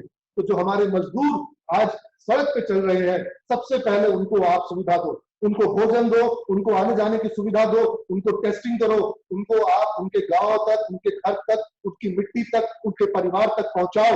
वो उनका हक है। आप सब कुछ लॉक कर रहे हो, सब कुछ बंद कर रहे हो, लेकिन उनको उनके हक से मत छीनो, ये उनका हक है। आप मेरी बातों को समझ पा रहे होंगे। और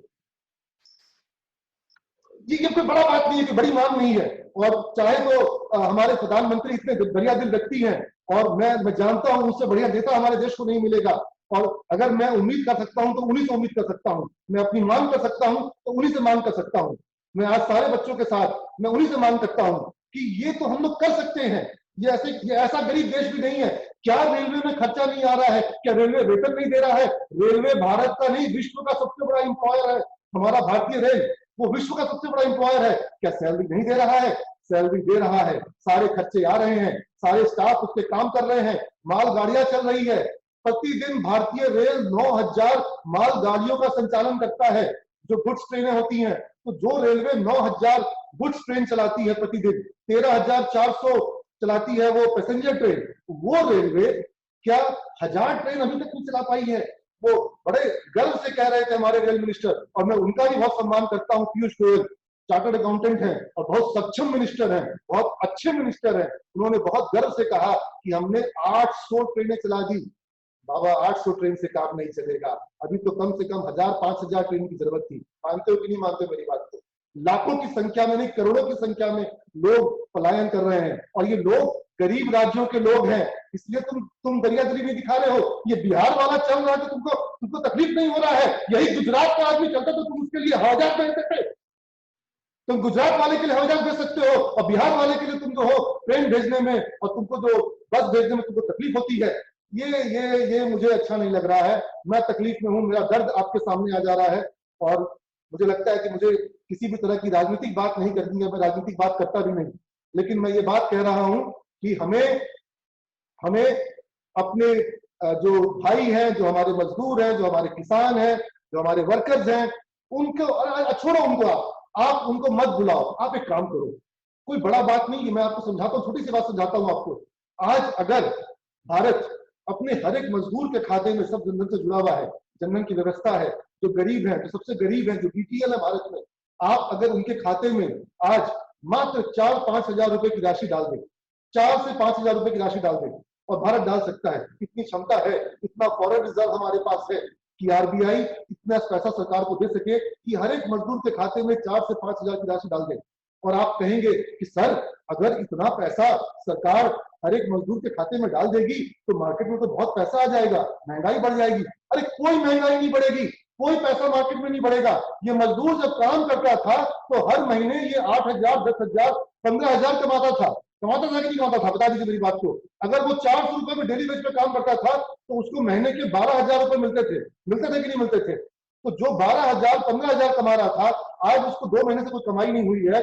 अगर उसको खाते में आप 3-4 हजार रुपए डाल देंगे, आप परिवार के हिसाब से, राशन कार्ड के हिसाब से डाल देंगे, आप उसको ये सारी सुविधाएं दे देंगे, अगर उसको वहां पर किराए का पैसा मिल जाएगा, रहने की सुविधा मिल जाएगी, आपके पास अभी मौका है कि आप क्राइसिस को अपॉर्चुनिटी में कन्वर्ट करना चाहते हैं। आप भारत में बड़ा इंफ्रास्ट्रक्चर निवेश, आप उसके काम करें। आप भारत में बड़े बड़े इंफ्रास्ट्रक्चर के प्रोजेक्ट्स लाएं। आप भारत में बड़े अस्पतालों के निर्माण, आप बड़े शेल्टर होम्स के निर्माण, आप बड़े हाईवेज के जो प्रोजेक्ट्स हैं, आप इन सबको शुरू करो। मार्केट में पैसा झोंको, और जब ये पैसा झोंकोगे, जो काम होगा उस काम से प्रोडक्टिविटी भी आएगी, और सरकार के पास पैसे की कोई कमी नहीं है। अमेरिका $10 ट्रिलियन का जो प्रोजेक्ट जो लाया है, 150 लाख करोड़, 150 लाख करोड़ का जो अमेरिका जो अपने यहाँ पर रिलीफ फंड दे रहा है, वो वहां FDI जो वहां का जो फेडरल रिजर्व है, जो वहां का जो फेडरल जो रिजर्व वहां का अमेरिका का जो है, वो वहां की सरकार को पैसा दे रही है। अब वो नोट छाप के दे या जैसे दे, वहां की सरकार उसको बॉन्ड जारी कर रही है। यही काम भारत को भी करना होगा। और मार्केट में अभी मनी का सर्कुलेशन इतना ज्यादा गिरा हुआ है, इतना ज्यादा गिरा हुआ है कि ये जो थोड़ा बहुत पैसा डाला जाएगा, इससे कोई इन्फ्लेशन नहीं आएगा। हाँ, फैक्ट है कि अगर सरकार दुरुपयोग करे, बहुत ज्यादा काम पैसे छाप के करे, तो फिर पैसे की वैल्यू गिरेगी, रुपया बहुत अवमूल्यन हो जाएगा और मार्केट में बहुत महंगाई आ जाएगी। लेकिन इसका एक बहुत सुंदर फॉर्मूला है। जब किसी अगले दिन मैं आपसे जुड़ूंगा, मेरे पास अभी भी वो वीडियो है, लेकिन चूंकि वो 30 मिनट का वीडियो है और आज काफी समय गुजर चुका है, तो मैं आपको आज वो वीडियो अभी यहाँ पे नहीं दिखा रहा हूँ। और वो बहुत अच्छा वीडियो, जिससे आपको समझ में आएगा कि किस तरह से इकोनॉमी में मनी सर्कुलेशन को कंट्रोल किया जाता है और किस तरह से क्रेडिट और इकोनॉमी में साइकिल्स चलते हैं। और मैं आपको एक बहुत बड़ी बात बता दूं कि अभी जो 2020 में हम हैं, ये बहुत बड़े लॉन्ग टर्म क्रेडिट साइकिल का डाउनवर्ड जर्नी की शुरुआत है। जो 1930 में आया था, जो लॉन्ग टर्म जो क्राइसिस डिप्रेशन और द ग्रेट डिप्रेशन जिसको कहा गया, और जिसको कि द लॉस्ट डिकेड कहा गया, यानी 10 साल का एक ऐसा पीरियड जब पूरी दुनिया बहुत बड़े त्राहिमाम में थी, एक वैसी संभावना समझ में आ रही है। और इसीलिए अमेरिका और यूरोपियन कंट्रीज और जापान और वर्ल्ड के बड़े बड़े देश जो हैं, वो अपनी इकोनॉमी को संभालने में लगे हुए हैं। तो भारत में भी बहुत जरूरत है कि जब आप इस तरह के क्राइसिस को देख रहे होते हैं, तो आप जो कुछ मेजर्स लेते हैं, उसमें आप खर्चों को भी काटते हैं, लेकिन साथ ही साथ आप रीडिस्ट्रीब्यूशन ऑफ वेल्थ यानी कि जिनके पास ज्यादा पैसा है उनको टैक्स करते हैं, और जिनके पास पैसा नहीं है उनको आप देते हैं। जिनके पास पैसा नहीं है, जब आप उनको देते हैं तो वो उस पैसे को क्या करते हैं, कंज्यूम करते हैं, खर्च करते हैं। तो वापस से पैसा इकोनॉमी में आता है, कंपनियों के पास आता है, सैलरी के रूप में आता है, आपको पैसा मिलेगा, मिडिल क्लास को पैसा मिलेगा, और जो इंडस्ट्रियलिस्ट हैं उनको भी पैसा मिलेगा। लेकिन आपको ताकत देनी होगी जो पिरामिड में सबसे नीचे है, जो बॉटम ऑफ द पिरामिड है। बॉटम ऑफ द पिरामिड को आपको पावर देना होता है। बॉटम ऑफ पिरामिड को जब ताकत मिलती है, तो उसके बाद पिरामिड के जो ऊपर बैठे हुए लोग हैं, जो सबसे टॉप क्लास इंडस्ट्रिस्ट हैं, उन तक पैसा अपने आप पहुंचता है। लेकिन जब नीचे कमजोर हो जाएगा, तो वो ऊपर वाला जो है वो ज्यादा दिन तक उसकी इंडस्ट्री अच्छा नहीं कर पाएगी। ये समझना होगा, और प्रधानमंत्री समझते हैं। जब उन्होंने जनधन की बात कही थी, तो उन्होंने कहा था कि हम अपने पिरामिड के नीचे वालों को ताकत देना चाहते हैं। भगवान करे मेरी बात उन तक पहुंचे, और प्रधानमंत्री की जो सलाहकार मंडली है, उसमें बहुत अच्छे सलाहकार हैं। प्रधानमंत्री का आज तक का बहुत सारा ऐसा ट्रैक रिकॉर्ड रहा है जब उन्होंने इस तरह की बातों पर ध्यान दिया है। तो अभी ये समय है कि आप अपने हर एक गरीब को एम्पावर करें, उसको साथ खड़े हो जाएं, और तो देश उठ खड़ा होगा, इकोनॉमी भी उठ खड़ी होगी, डिमांड भी उठ खड़ा होगा। और जब मार्केट में पैसे का सर्कुलेशन आएगा, तो फिर जितनी इंडस्ट्रीज हैं वो सब वापस रिवाइव हो जाएंगी। प्रोडक्शन, ऑपरेशंस और फैक्ट्री में सैलरी, वेजेस, ये सब कुछ दोबारा शुरू हो जाएगा। मुझे लगता है कि आज के हिसाब से इतना इकोनॉमी का डोज काफी है। अब मैं इकोनॉमिक इश्यूज के बजाय जो और जनरल इश्यूज है, मैं उस पर, देखो थोड़ी तो पढ़ाई होनी चाहिए ना। टीचर और स्टूडेंट मिले और कुछ पढ़ाई की बात ना हो तो ये मजा नहीं आएगा।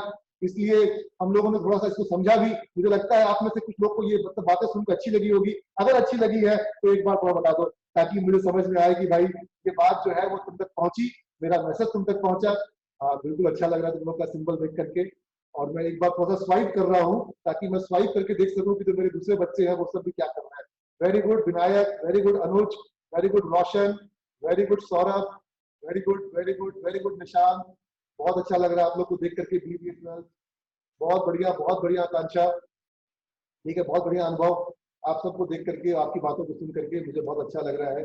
अगर कोई अगला लास्ट का एक सवाल या दो सवाल ले पाऊंगा और फिर हम लोग जो कुछ घोषणा करनी, कुछ अनाउंसमेंट्स करने हैं आज, बहुत अच्छे से घोषणा, बहुत अच्छे से अनाउंसमेंट्स है, मैं आप लोग के बीच रखना चाहूंगा। आपको बहुत धमाकेदार कुछ घोषणा करनी है मुझे, ठीक है। तो ये सब लोग मुझे देख रहे हैं, बहुत अच्छा लग रहा है। कुछ और सवाल आप बता दीजिए। ये कोई कह रहा है कि सर आप काफी अच्छा बोलते हैं, आपको टीचर होना चाहिए। बेटा मैं टीचर ही हूँ, आप मुझे टीचर के अलावा और कुछ ना कहो। मुझे जो मजा आता है, जो मैं रात भर काम करता था, वो टीचर के रूप में ही काम करता था। और जो मेरा जो सबसे पसंदीदा काम है वो तुमसे मिलना, तुमको बताना, तुमको पढ़ाना है, ठीक है। तानिया की मुस्कान बहुत अच्छी लग रही है मुझे, ठीक है। तो हाँ, सब अच्छे लग रहे हैं। तो ये माइग्रेंट, चलो कोई माइग्रेंट की तो बातें मैंने करी, अब ज्यादा देर एक ही विषय पे बात नहीं करेंगे, ठीक है।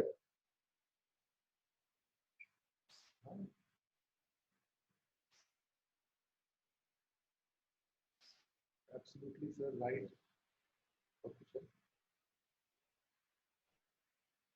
एलुमनाई के लिए कोई अनाउंसमेंट पूछ रहे हैं? चलो तो निशांत कुछ बोलना भी चाह रहा लगता है, मैं निशांत को एक बार देता हूँ, उसकी ऑडियो ऑन कर रहा हूँ। निशांत की ऑडियो, निशांत। हाँ सर। अब एक चीज में निशांत का ऑडियो को, निशांत तुम बोलो, उसके पहले मैं आपको एक छोटी सी घटना सुनाना चाहूंगा, छोटी सी घटना, थोड़ी देर के लिए, बहुत मजा आएगा, ठीक है। और आपको अपनी क्षमताओं का भी एहसास होगा, ठीक है।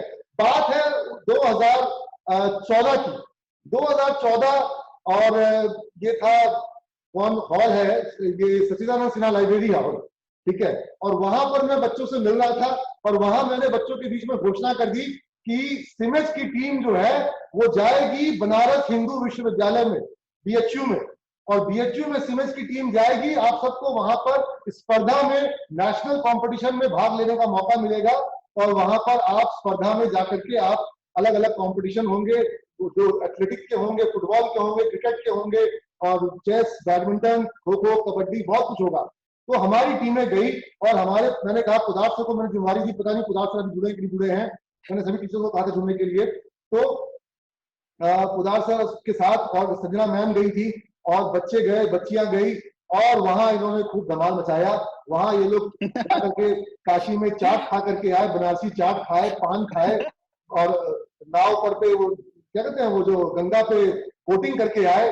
और इनकी ये स्थिति थी कि जो अपोनेंट टीम थे वो लोग इनके संग मैच खेलना चाहते थे, क्योंकि ये इतना गंदा हारते थे कि वो रैली में ऊपर हो जाते थे, वो लोग टैली में ऊपर आते थे, 12-15 गोल से हारते थे ये लोग। और बास्केटबॉल की जो टीम थी वो तो दर्जन भर गोल से हारती थी। दर्जन भर का मतलब कि खुदा से बोले कि एक बार हम कहीं गेम के बीच में कहीं गए, लौट के आए तो स्कोर पूछे तो बोला कि 2-0 हुआ है, तो बोला अभी तक मात्र 2 ही हुआ, बोला कि 2 दर्जन गोल हुआ है सर। तो इस तरीके से ये लोग, चलो ठीक है, पहला अवसर था। जब दूसरी बार लौट के आए तो भाई फिर हम इनको शाबाशी देते, हम इनको बहुत बढ़िया कहते। मैंने इनको कहा कि देखो बेटा, तुमने घूमा है, सब कुछ करा है, बनारसी चाट खाया है, लेकिन अब तुमको अगली बार जो न्योता आएगा तो तुमको जो जाना है, तो तुमको अपने माता पिता की प्रतिष्ठा, अपने संस्थान की प्रतिष्ठा और अपने राज्य बिहार की प्रतिष्ठा को लेके जाना है। क्योंकि तुम बिहार से अकेली टीम जाते हो, पूरे बिहार से BHU में, जहां पूरे भारत से 50-60 टीमें आती हैं, वहां पर पूरे बिहार की एकमात्र टीम सिमेज की जाती है, और वहां से इस तरह से खाली हाथ लौट के आओगे, और खाली हाथ लौट के आओगे मंजूर है, लेकिन प्रयास नहीं करोगे ये मंजूर नहीं होगा। प्रयास पूरा होना चाहिए। तो फिर अगले साल 2015 का वर्ष था, मुझे निशांत में सही बोल रहा हूँ, 2015 सेकंड ईयर था तुम्हारा, ठीक है। अच्छा, 2014 में एक चीज और हुई थी कि 2014 में कबड्डी में इन लोग एक मैच जीत गए थे, और उस मैच के जीतने का सीक्रेट ये था कि जिस टीम से इनको कबड्डी खेले थे, कबड्डी प्लेयर वहां पे नहीं थे, तो जो वॉलीबॉल के प्लेयर बगल के मैदान में थे वो लोग कबड्डी में आ गए थे, तो इन लोग उसको कबड्डी में हरा दिया था, ठीक है। तो एक गेम इन लोग जीता था। वैसे हाँ, कुछ हमारे चेस के प्लेयर थे, वो काफी आगे तक गए थे। एक हमारा वो बॉडी बिल्डर था, वो थोड़ा आगे तक गया था, राहुल वेट लिफ्टिंग में आगे तक गया था, लेकिन मेडल का दर्शन नहीं हुआ था 2014 में। अब 2015 में आते हैं। 2015 में मैंने इनको डिसाइड किया कि बेटा 4 गेम मत खेलो, तुम अगर कबड्डी अच्छा खेलते हो कबड्डी खेलो, फुटबॉल अच्छा खेलते हो तो फुटबॉल खेलो, लेकिन तुम 4 गेम मत खेलो। दूसरा मैंने बोला कि तुमको प्रैक्टिस करनी होगी, तुमको मैं कोच दिलवाता हूँ और तुम लोग प्रिपेयर करो, प्रैक्टिस करो। और बगल में श्री कृष्णापुरी पार्क याद है जहां पे आप लोग क्लास बंक करके बैठते थे? Yes sir. जहां आप लोग क्लास बंक करके बैठते थे, तो वही श्री कृष्णापुरी पार्क में ये लोग सुबह के समय में जा करके ये लोग रोज कबड्डी खेलता था और उनको कोच बुलवाया। पूरे से लगभग 70 साल के कोच थे, लेकिन बहुत अनुभवी कोच थे। और दंगल में जैसे आमिर खान ने कोचिंग की थी अपनी बेटियों की कुश्ती के लिए, तो वैसे इनकी कोचिंग हुई और ये लोग सब दाव पेच कुश्ती के सीख गए। लेकिन उन्होंने बहुत मेहनत की। मैं इसके टीम को और इसके टीम के सभी खिलाड़ियों को और उनके जज्बे और हौसले को बहुत दाद दूंगा। और मैंने उनको कहा कि अगर तुम लोग आगे तक गए तो मैं बनारस आ जाऊंगा तुमको मिलने के लिए। ये मुझे फोन करते थे कि सर आज जीत गए, सर आज इसको हरा दिया, आज आईआईटी को हरा दिया, आज सर इसको काशी विश्वविद्यालय को हरा दिया, आज इसको हरा दिया। और जिसको हराते थे उससे हारने वाली टीम इसके पक्ष में आ जाती थी। ये सबको दोस्त बना लेते थे, ये वहां पर बहुत दोस्त बनाते थे। तो बढ़िया इनका चल रहा था। ये लोग सबको अपने बड़े भैया बना रहे थे। पूरे इंडिया के लोगों से इनकी दोस्ती हो रही थी। और इनका जो क्या कहते हैं वो जो अश्वमेध यज्ञ का घोड़ा है वो लगातार आगे बढ़ते जा रहा था। एक भी मुकाबला ये हार नहीं रहे थे। अभिजीत ये आगे बढ़ते जा रहे थे। और फिर इन्होंने फोन किया कि सर क्वार्टर फाइनल है, अगर जीत जाएंगे तो सेमीफाइनल में आ जाएंगे। फिर ये बताया कि थोड़ी देर में फोन आया कि सर सेमीफाइनल खेलने जा रहे हैं और उसमें भी हम जीत जाएंगे। तो मैंने इसको बोला कि बेटा तुम्हारा फाइनल कब है? तो बोला सर फाइनल आज शाम को है, 2 या 3 बजे का समय बताया था। और उस समय 12 या 1, 11 या 10 बज रहा होगा, ऐसा कुछ बज रहा होगा। 11 बजे कॉल किया था सर, 11 बजे कॉल किया था और मेरे को बताया कि सर 2 या 3 बजे फाइनल होगा। तो हम बोले बेटा हम आ रहे हैं बनारस। और पटना से बनारस के लिए हम भागे। मेगा मैम बोली कि मैं भी चलूंगा, मैं भी चलूंगी। मैंने पोदार को फोन किया कि पोदार मैं जा रहा हूँ बनारस। तो वो बोला कि भाई हम भी चलेंगे। हम लड़क लो तुम भी साथ में। मेघा मैम फास्टिंग पे थी सर उस दिन। हाँ वो फास्टिंग में थी। और मेरा बेटा जो था वो बोला कि आप लोग दोनों पापा मम्मी आप जा रहे हो, कहाँ जा रहे हो, हमको कहाँ छोड़ के जा रहे हो? चल बेटा तू भी चल, ठीक है। तो हम लोग सब कोई बनारस के लिए दौड़े और बड़ी मुश्किल से भागते भागते ट्रेन पकड़े और बड़ी मुश्किल से ट्रेन में टिकट अरेंज किए। और बनारस पहुंचने के बाद वो मुगल सराय की ट्रेन थी, तो वहां ऑटो पकड़ करके ऑटो वाले को बोले भगाओ बेटा, ठीक है। इन लोगों ने अच्छा किया कि इन लोगों ने जो ऑर्गेनाइजिंग कमेटी है उससे बात करके मैच को थोड़ा 1 घंटा डिले करवा दिया, नहीं तो हम 3 बजे तक नहीं पहुंच पाते। और हम लोग पहुंचे और फिर वो मैच शुरू हुआ। और मैच मैं आपको बताऊं मेरे जीवन का एक बहुत ही रोमांचक मुकाबला, बहुत रोमांचक मुकाबला। और थोड़ा सा कोई मुझे मतलब ये हमारे बीच की बातें हैं। एनआईटी त्रिची की टीम थी वहां पर। एनआईटी आप सुन रहे हैं ना, आप में से बहुत से लोग एनआईटी को जानते होंगे। एनआईटी त्रिची भारत का एक बहुत ही अच्छा राष्ट्रीय प्रौद्योगिकी संस्थान है और बहुत अच्छे छात्र सब वहां के थे एनआईटी त्रिची के। लेकिन सब बिल्कुल हट्टे कट्टे, थोड़े सांवले काले और रावण जैसे सब एकदम पहलवान जैसे सब थे। और हमारे बच्चे ये साले लगे कि इनको देख के बच्चों को हमारे देख के लगे एकदम फूल की तरह सुकोमल नाजुक कोमल, ठीक है। इनका क्या होगा मुझे लगा कि हे भगवान बचा ले, किसी का पांव टूटेगा, किसी का हाथ टूटेगा, क्या होगा। और जब वो लोगों ने किया खींचना शुरू, जब वो उनका एक पहलवान पकड़ के खींचता था तो ये 3 लड़के मिलके उसको वो बड़ा मुश्किल होती थी। लेकिन इन्होंने जान लगा दी। ये गेम नहीं खेल रहे थे, ये कबड्डी जो है सिर्फ कबड्डी के रूल से नहीं खेल रहे थे, ये अपनी पता नहीं किस ऊर्जा से खेल रहे थे। और इनमें से कई खिलाड़ी जो है वो बताएगा सबका नाम, मैं तो सबका नाम अभी याद नहीं रख रहा हूँ। लहू लुहान हो गया था, पांव से उसके खून निकल गया था, उसको मैंने बोला सब। हाँ और वो उसके बाद खेल रहा है, उसके पांव से खून बह रहा है, उसके बाद खेल रहा है। मैं उसको बोल रहा हूँ पट्टी कर, दवा लगा, सब किया, लेकिन वो खेल रहे हैं। ये जज्बा ही अलग लेवल पे, ये अलग लेवल पे चले गए थे। तो मैं कहता हूँ ना कि पोटेंशियल आपके अंदर कुछ भी कर जाने की है, तो वो ऊर्जा इनकी जागृत हो गई थी। और इन्होंने उस इंडिया चैंपियन टीम को, एनआईटी त्रिची की टीम को, जो कि अभिजीत टीम थी, उसके खिलाड़ियों को इन्होंने जिस तरीके से हराया। और कई बार ऐसा हुआ कि अकेले हो गए, इनके सारे प्लेयर आउट हो जाते थे और उनके तरफ में सारे प्लेयर होते थे, लेकिन वो मैच ड्रॉ तक गया। वो मैच का इतना मुकाबला सीधा आसान नहीं हुआ कि अचानक जीत गए, वो ड्रॉ तक गया। और बार बार ड्रॉ हो करके उस मैच को फाइनली इन लोगों ने जीत लिया और वो टूर्नामेंट जीता। बड़ी सारी ट्रॉफी मिली, जो इमेज में आप लोग देखते हैं कि बीएचयू की कबड्डी की ट्रॉफी आई, बिहार का नाम रोशन हुआ। और बिहार से जाकर के 40-50 टीमों की कबड्डी का मुकाबला हमारे सीमेज के बच्चों ने जीत के आया। और ये एक उदाहरण है, ये एक एग्जाम्पल है कि जब आप अपने जज्बे पे आते हैं, जब आप अपने जुनून और जोश पे आते हैं, तो पूरे भारत क्या पूरी दुनिया को आप हरा सकते हैं, अपना डंका बजा सकते हैं। ये इन कुछ बच्चों ने साबित किया। और ये कोई एक बार की बात नहीं हुई। 2015 के बाद 2016 में दोबारा उसी टीम में कुछ बच्चे पास आउट कर गए थे और हमने कभी किसी बाहरी खिलाड़ी को शामिल नहीं किया। हमेशा वही बच्चे गए जो हमारे अपने प्लेयर थे। रनिंग स्टूडेंट, करंट स्टूडेंट गया और हमारे पास आउट हो जाने के बाद कुछ बच्चे घट गए थे। नए बच्चों को इन्होंने ट्रेन किया और 16 में टीम फिर गई। और आप यकीन नहीं मानिएगा, लेकिन मेरे पास तो फोटोग्राफ्स है, प्रूफ है, निशान दिखा देगा अभी स्क्रीन शेयरिंग करके। इन्होंने दोबारा टूर्नामेंट जीता और ये अपने आप में बहुत ही मुश्किल टूर्नामेंट होता है और 2 बार टूर्नामेंट के चैंपियन बने। और इसी बीच जो ओजस मुकाबला हुआ था, आप में से बहुत लोग को ओजस का वो मुकाबला याद होगा जब एएम कॉलेज की टीम में, जिसमें कि बिहार के स्टेट प्लेयर खेल रहे थे, उसको चना चबा दिया था सीमेंस के बच्चों ने। और किस तरीके से वो ओजस में मुकाबला हुआ था पाटलिपुत्रा स्टेडियम में। तो अगर आप लोग अगर जज्बे के साथ दुनिया में कोई काम करें तो वो काम करना संभव होता है। और इसी उत्साह को मैंने स्पोर्ट्स के माध्यम से हमेशा देखा है। और इसी तरीके से मैं एक बार और याद करूंगा, जो क्रिकेट का मुकाबला सिमेज में, सिमेज प्रीमियर लीग हुआ था। सिमेज प्रीमियर लीग में सारे कोर्सेस के, बीबीए के, बीसीए के, एमबीए की टीम बनी थी। बीबीए में मल्टीपल टीम बनी थी, बीसीए में मल्टीपल टीम बनी थी।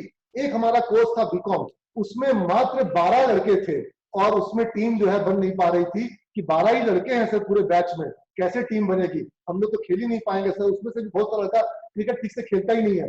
हम बोले 12 लड़के तुम खेल सकते हो, जीत भी सकते हो। श्रीलंका की टीम पूरे इंडिया की टीम को हरा देती है, तुम क्या बात करते हो।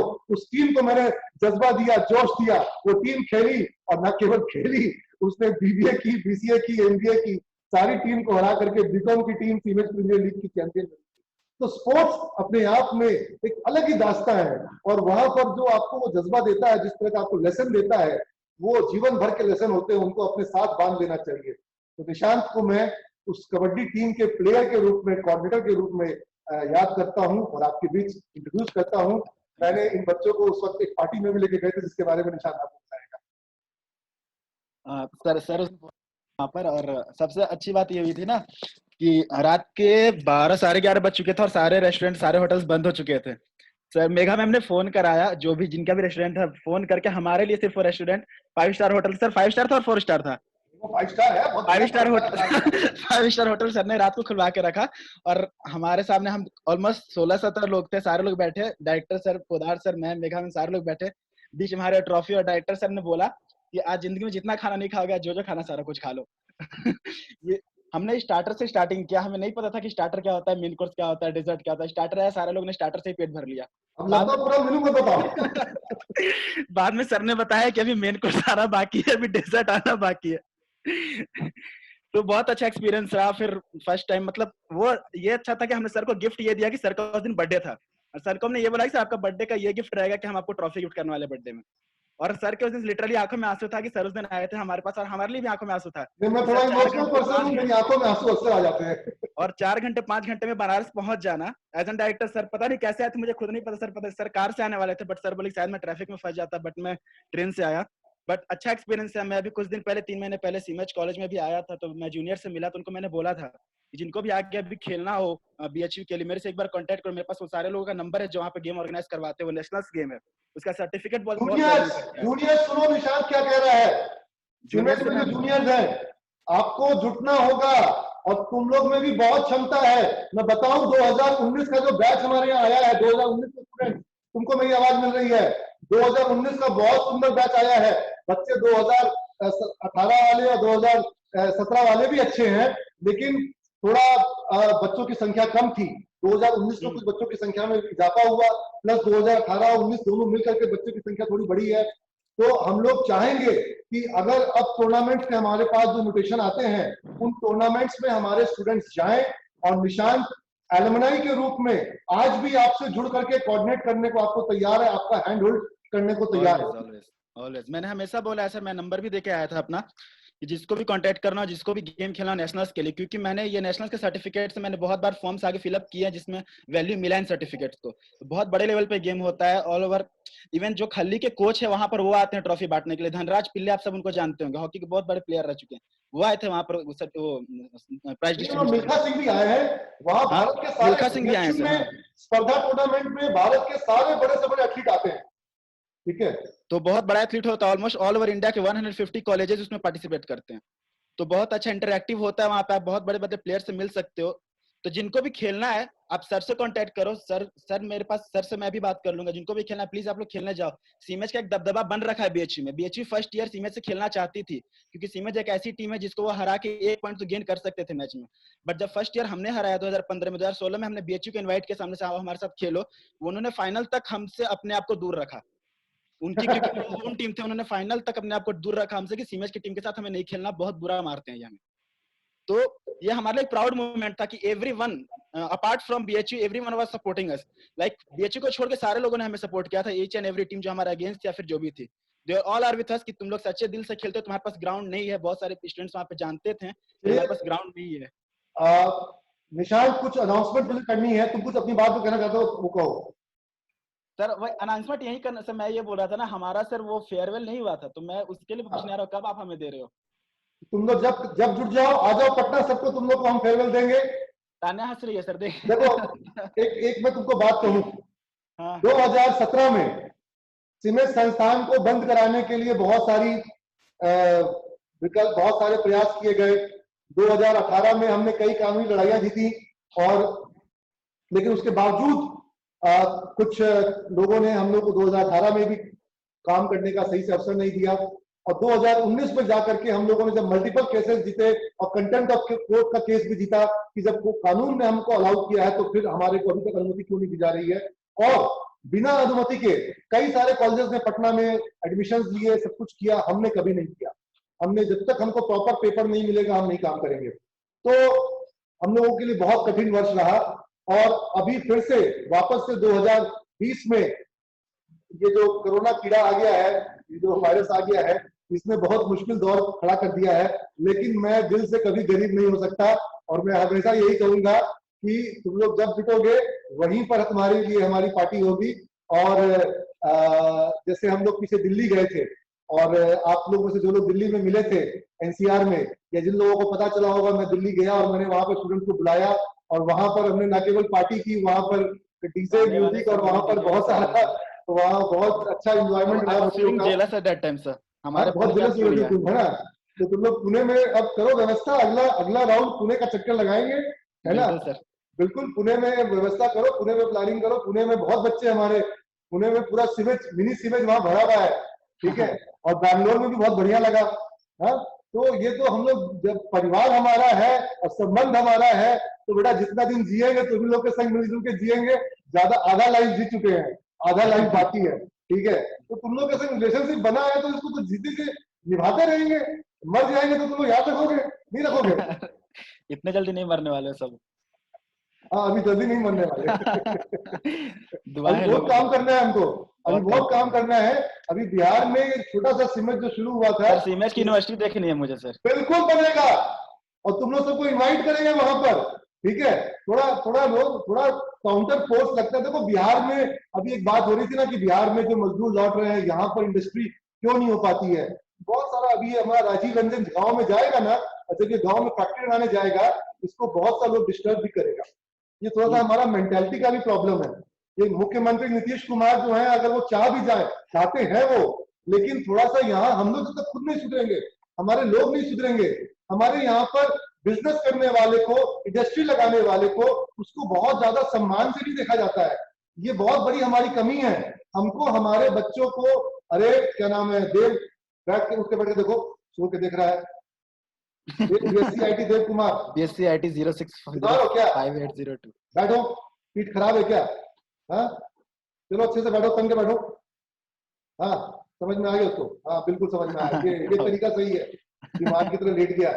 हाँ, क्लास चल रही है, ठीक है, ऐसे लेट के देख के गर्लफ्रेंड से बात कर रहा है। क्या हाल है जानू?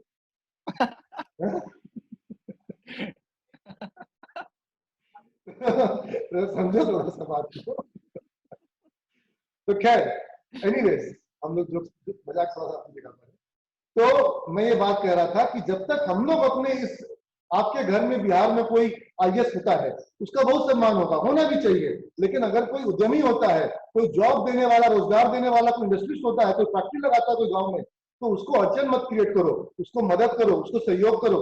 ये भावना होनी चाहिए। अगर वो उस इंडस्ट्री से कमा रहा है तो वो अकेले नहीं कमाता, कभी भी कोई इंडस्ट्री से अकेले नहीं कमा सकता है। उसके संग मजदूर कमा रहे हैं, ठेले वाला कमा रहा है, दुकानदार जो उसका माल बेच रहा है वो कमा रहा है, जो फैक्ट्री में काम कर रहे हैं वो कमा रहे हैं, अकाउंटेंट कमा रहा है, उसका मार्केटिंग के लोग कमा रहे हैं। कमा रहे हैं कि नहीं कमा रहे हैं? आप समझ मेरी बात को? तो इसलिए इस तरह के इकोसिस्टम को, और ये देखिए कि इकोसिस्टम भारत में, दिल्ली में, मुंबई में, बैंगलोर में, अहमदाबाद में, गुजरात में, हर जगह इस इकोसिस्टम की वैल्यू हो रही है। और हम अपने बिहार में इसकी वैल्यू नहीं करते हैं, हम उसके लिए जलते हैं। बहुत पैसा कमा लिया है, देखते हैं उसको, गांव में फैक्ट्री लगाएगा, ऐसे लगा लेगा। हम बड़का जात वाले हैं, छोटका जात वाला फैक्ट्री लगा लेगा, कैसे लगाता देखते बताते हैं, बुझाएगा अभी, यही सब होता है ना।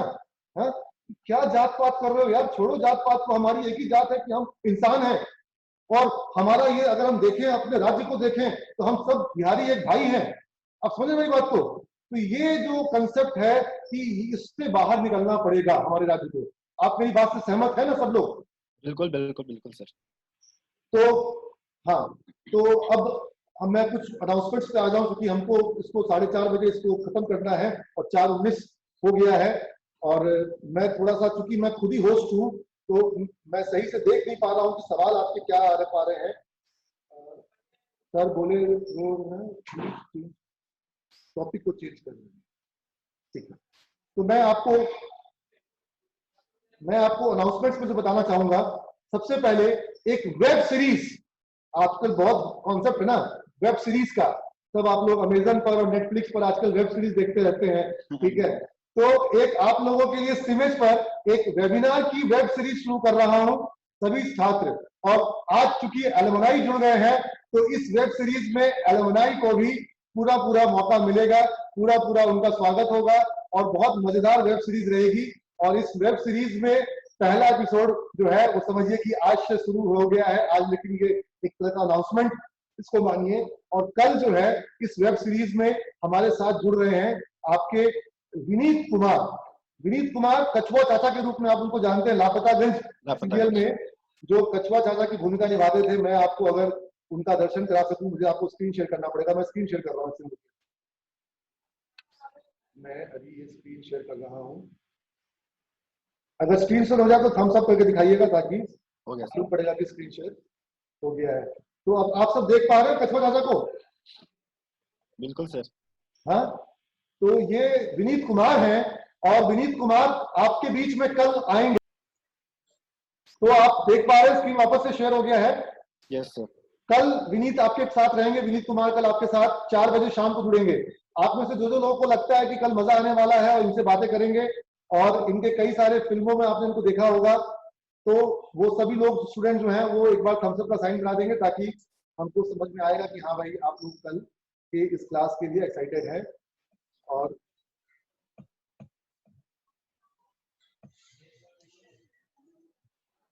इनके साथ साथ ये एक आप देख रहे हैं अभी स्क्रीन पर, देख पा रहे हैं अस्मिता शर्मा और प्रतीक शर्मा, ये दोनों कपल हैं और ये लोग जो हैं ये फिल्म निर्माण से जुड़े हुए हैं। और इनकी एक फिल्म मैंने बच्चों को दिखाई थी, गुटरुगु, और ये मूवी जो है ये वुमेन एम्पावरमेंट की थीम पर मूवी थी, जिसमें कि कैसे महिलाओं के साथ और पुरुषों के साथ भेदभाव होता है और किस तरीके से गांव में हमारे समाज में जो व्यवस्था है वो महिलाओं के लिए बहुत ही अलग तरह की और पुरुषों के लिए अलग तरह की व्यवस्था है, जिसमें कि कितना, और वो बहुत ही रोचक, बहुत ही इंटरटेनिंग पिक्चर थी। और अभी इन्होंने एक सीरीज शुरू की है वेब पर ऊपर में, जो कि मैं भी गांधी के नाम से वो सीरीज शुरू की गई है। तो आप सब लोग जो हैं वो इनसे भी मिलने का मौका मिलेगा। लेकिन इसके पहले विनीत के साथ साथ जो आपके बीच में एक कलाकार आएंगे और जो आपको बहुत ही इंटरेस्ट, यानी कि 18 तारीख को विनीत कुमार है और 19 तारीख को आपके बीच होंगे चोटी रैना। अगर आप लोग सबको याद हो, अभी इनकी एक पिक्चर आ रही है गुलाबो सिताबो में इन्होंने गाना गाया है, सिताबो गुलाबो, जो अमिताभ बच्चन की पिक्चर आ रही है, इसमें चोटी रैना का गाना है। उसके अलावा वो कबीरा मांझा और क्या कहते हैं इकतारा, तो ये जो बॉलीवुड के जो बहुत बड़े और one of the best singer जो कि बिल्कुल सूफियाना म्यूजिक गाते आए, और जिस तरीके से तोची रैना आज इंडस्ट्री में एक बहुत बड़ा नाम है, तो तोची रैना आपके बीच में होंगे 19 तारीख यानी परसों का वेबिनार जो होगा उसमें कोची रैना आपके बीच में होंगे और एक संगीत में परसों हमारे बीच में महफिल जमेगी और परसों 3 बजे का समय है, दोपहर 3 बजे परसों। हाँ, और इनकी एक बैंड है, बैंड ऑफ बंदगी। तो जो इनका जो वो सूफियाना बैंड ऑफ बंदगी है, वो बैंड ऑफ बंदगी के बारे में और इनके म्यूजिक के बारे में और किस तरीके से इनके लाइफ के जो स्ट्रगल्स हुए हैं, आप समझिए इस बात को, जो भी कोई आज इस मुकाम पे पहुंचता है उसके जीवन में बहुत सारी कुछ घटनाएं होती हैं, तो जिसको जानने का आपको मौका मिलेगा, आपको अवसर मिलेगा। तो आपको सिमेज कि मैं कोची रहना पहले आ चुके हैं, उसी कार्यक्रम की आप तस्वीरें यहाँ पे देख पा रहे हैं। और ये प्रोग्राम हमने पाटलिपुत्र स्टेडियम में कराया था जहाँ कबड्डी का मुकाबला भी हुआ था और कोची रहना आपके साथ होंगे। ये बैंगलोर के एलुमनाई मीट की फोटो आ गई। हाँ, कोई दिक्कत नहीं है। अच्छा, आप लोग ये देख पा रहे होंगे कि थोड़ा आपको मैं बदला हुआ लग रहा हूँ क्या? नहीं सर, ठीक है। हाँ, आप थोड़े पतले लग रहे हैं अभी सर। लग रहा हूँ? हाँ सर। हेल्थ मेंटेन किया आपने सर।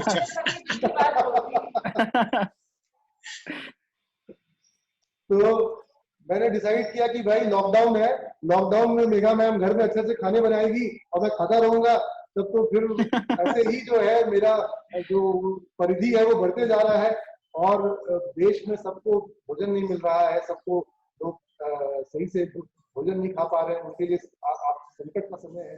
तो मैंने डिसाइड किया कि मैं दिन में सिर्फ 2 समय भोजन लूंगा, उसमें से भी एक समय अनाज खाऊंगा और एक समय कुछ भी जूस या फल सब्जी या सलाद होगा सलाद, वो ऐसा लूंगा। फिर बीच में लगभग 10 दिन मैंने सिर्फ एक समय भोजन किया और फिर बीच में कुछ दिनों तक लगभग 5 दिन मैंने सिर्फ जो हरे सब्जियों के जूस होते हैं उनको मैंने लिया और इस बीच में एक्सरसाइजेस वगैरह किए, ताकि मुझे लगा कि भाई ये भी जरूरी है कि कुछ अपना डिटर्मिनेशन के साथ में अपने, और मेरे लिए भी ये अपने आप में एक जो कहते हैं ना इच्छा शक्ति वाली बात मैं लगातार कह रहा हूँ। मैं राजीव को इच्छा शक्ति की बात की, निशांत से इच्छा शक्ति की बात की, तो मेरे लिए भी ये इच्छा शक्ति की परीक्षा थी कि अगर घर में कोई केक बन रहा है, अगर घर में कोई पिज्जा बन रहा है, वो क्या कहते हैं वो डोसा बन रहा है, कुछ डिशेस बन रहे हैं और मैं कहूँ कि ना मैं तो आज सिर्फ खीरे का जूस ही पीऊंगा और मैं कुछ नहीं पीऊंगा और पूरे दिन मैं सिर्फ नारियल पानी पर हूँ और जूस पर हूँ, वो भी दिन में 4 बार। तो ऐसा मैंने 5 दिनों तक लगातार किया और मैं अगर दोपहर का भोजन 2 बजे करने के बजाय शाम 4 बजे करता था तो मुझे सब दिखता था और ये सारा कुछ करना भी मेरे लिए संभव हुआ। और मुझे समझ में आया कि अगर इच्छा शक्ति जागृत हो जाए तो आप बिना भोजन के बिना पानी के भी रह सकते हैं और आपका शरीर जो है आपको बहुत दिनों तक साथ देता है। मैं ऐसा नहीं कह रहा कि आप लोग घर में खाना पीना छोड़ देना, लेकिन ये इच्छा शक्ति वाली बात जो है कि अपने मन के भावनाओं पर काबू पाना, ये एक बहुत बड़ा लेसन है जो कि मिलना चाहिए, जो मुझे भी मिला। और ये आप लोग को मैंने जो घोषणा करनी थी कि जो मैंने बताया कल विनीत कुमार, परसों कोची रहना, उसके बाद अस्मिता और प्रतीक और उसके बाद अभी मैं तस्वीर सॉरी अस्मिता प्रतीक का जो है वो संडे को होगा। हाँ, रविवार को है उनका, अगले रविवार, यानी आज रविवार है, उनका अगले रविवार होगा और वो आपको उनका जो टॉपिक होगा वो होगा वीडियो के माध्यम से कम्युनिकेट करने के जरिए। आप में से जो भी छात्र आईटी के हैं और जो भी मैनेजमेंट के छात्र हैं वो भी इस बात को मानेंगे कि आज के समय में कम्युनिकेट करने के लिए वीडियो बहुत सशक्त माध्यम है। मानते हैं ना इस बात को आप लोग? यस सर, बिल्कुल। कोई भी स्टार्टअप करना है, कोई भी बिजनेस करना है, तो आज सबसे इंपॉर्टेंट कम्युनिकेशन क्या है? वो है वीडियो कम्युनिकेशन, है ना? तो उस पर वो काम करेंगे क्योंकि उनका वो लोग बहुत इस पर उनका काम है। तो वीडियो कम्युनिकेशन कैसे हो, छोटे छोटे वीडियोस किस तरह से बना करके आप इसको कर सकते हैं, उस पर वो सारी बातें करेंगे, आपको उनकी क्लास होगी। और सबसे बड़ा बात है कि ह्यूमन इमोशंस को किस तरीके से आप अपने कैप्चर करें, क्योंकि जो एडवर्टाइजिंग का सेक्टर होता है, जो बिजनेस कम्युनिकेशन का सेक्टर होता है, वहां पर इमोशंस को हैंडल करना बहुत जरूरी होता है। ठीक है, तो ये सारी चीजें जो है वो आपके बीच रखेंगे और आपके बीच में आएंगे अंशुमान तिवारी। अंशुमान तिवारी को आप लोग ललन टॉप पे देखते होंगे, मैं उनकी तस्वीर दिखा सकता हूँ अभी खोल करके, लेकिन आप लोग अगर ललन टॉप आप में से कितने लोग देखते हैं आज तक का ललन टॉप चैनल है यूट्यूब पर? तो ललन टॉप चैनल पर आप लोग उनको देखते होंगे, उनका एक अर्थात प्रोग्राम आता है जिसपे वो अर्थव्यवस्था को और इकोनॉमी को, और उनका जो टॉपिक है वो है कि देश हमारा जो है वो अगर चाइना को बीट करना चाहता है, हम लोग को क्या करना होगा, किस तरीके से हम लोग को अपने देश को आगे ले जाना होगा। तो ये बहुत ही उनका बहुत इंटरेस्टिंग, और वो आज भारत की उन चुनिंदा एक्सपर्ट्स में से एक है जिनको टेलीविजन पर आप अक्सर देखते होंगे, और जो कि बहुत गहराई से हर एक चीज को बहुत सरल भाषा में, बहुत सिंपल लैंग्वेज में वो समझाते हैं। इंडिया टुडे मैगजीन के संपादक है, एडिटर है, जो कि भारत की सबसे बड़ी मैगजीन है, और उनको आप अक्सर टीवी पे देखते हैं। तो अंशुमान जी ने हमें सहमति दे दी है, लेकिन उनका तारीख अभी, उनका 2 डेट है, अभी कंफर्म नहीं हुआ है। मोस्ट प्रोबेबली वो 20 तारीख को या 21 तारीख को उनका आपसे अंशुमान तिवारी से बातचीत होगी, जो कि इंडिया टुडे के संपादक हैं अर्थात, और अलग अलग माध्यमों से आप उनको टीवी पर और यूट्यूब पर अक्सर देखते हैं, वो आएंगे आपके बीच।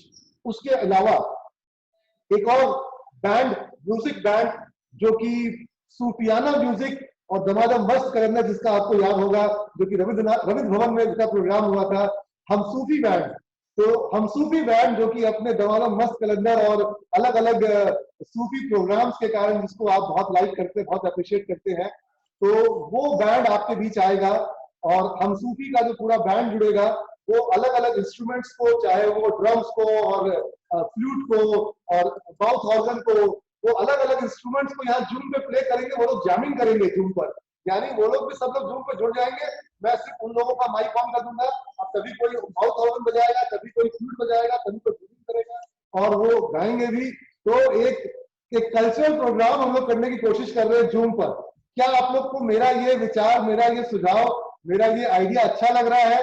अगर आप लोग बहुत अच्छा है, तैयारी है, ये अच्छी लग रही है, तो आप लोग सब लोग एक बार थम्स अप करो, क्लैपिंग करो, ताकि मैं समझ सकूं कि भाई आप लोग सबको बहुत अच्छा लग रहा है और आप लोग सब ऐसा चाहते हो। खास तौर पे जितने मेरे करंट स्टूडेंट्स हैं, जो सिमेज के अभी होनहार वीरवान हैं, उनका मुझे व्यू चाहिए, इसलिए मैं स्क्रीन स्लाइड करके अभी आके देख रहा हूँ। निहार को मैं देख पा रहा हूँ, गोलू कुमार को मैं देख रहा हूँ, और मैं देख रहा हूँ शिल्पी को, मैं राजा को देख रहा हूँ।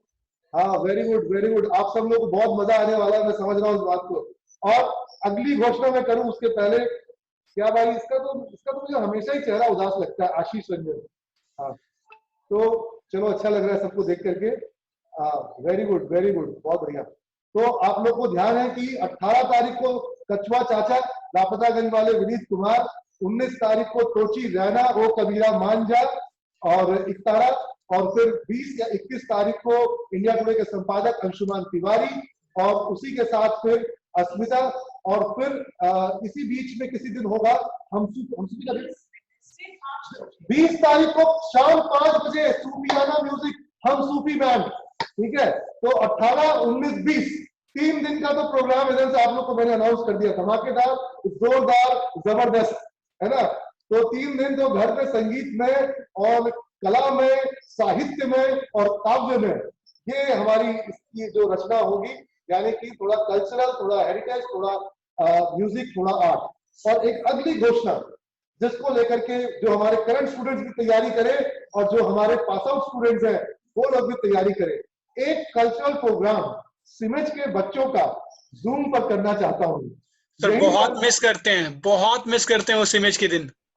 तो एक कल्चरल प्रोग्राम, क्यों मौसम, एक कुछ गाना, डांस, एक कुछ मिल करके कुछ एक हम लोग करें यहाँ पर। एक सिमेज का कल्चरल प्रोग्राम बहुत दिनों से नहीं हुआ है, तो जो बच्चे हमारे हैं जो गीत गाते हैं, अभी एक बच्चा हमारा बड़ा सुंदर वो गाता था, शुभम है, वो गाता था मिट्टी, कौन गा रहा है वो, जगजीत सिंह वो गाता था, वो तो नाटक करता था वो तो। हाँ, तो बहुत सारे गायक हमारे बीच हैं, हमारे बीच बहुत सारे अभिनेता, कुछ हंसने हंसाने वाले। तो एक कल्चरल प्रोग्राम हम लोग प्लान आउट करेंगे, और इस कल्चरल प्रोग्राम को हम लोग 15 दिन के अंदर में आयोजित करेंगे, और इस कल्चरल प्रोग्राम को हम लोग यूट्यूब और जूम के माध्यम से सब लोग लाइव देखेंगे। कैसा आइडिया लग रहा है आपको? ऐसा क्या हम लोग इसकी तैयारी घर पे बैठ के कर सकते हैं?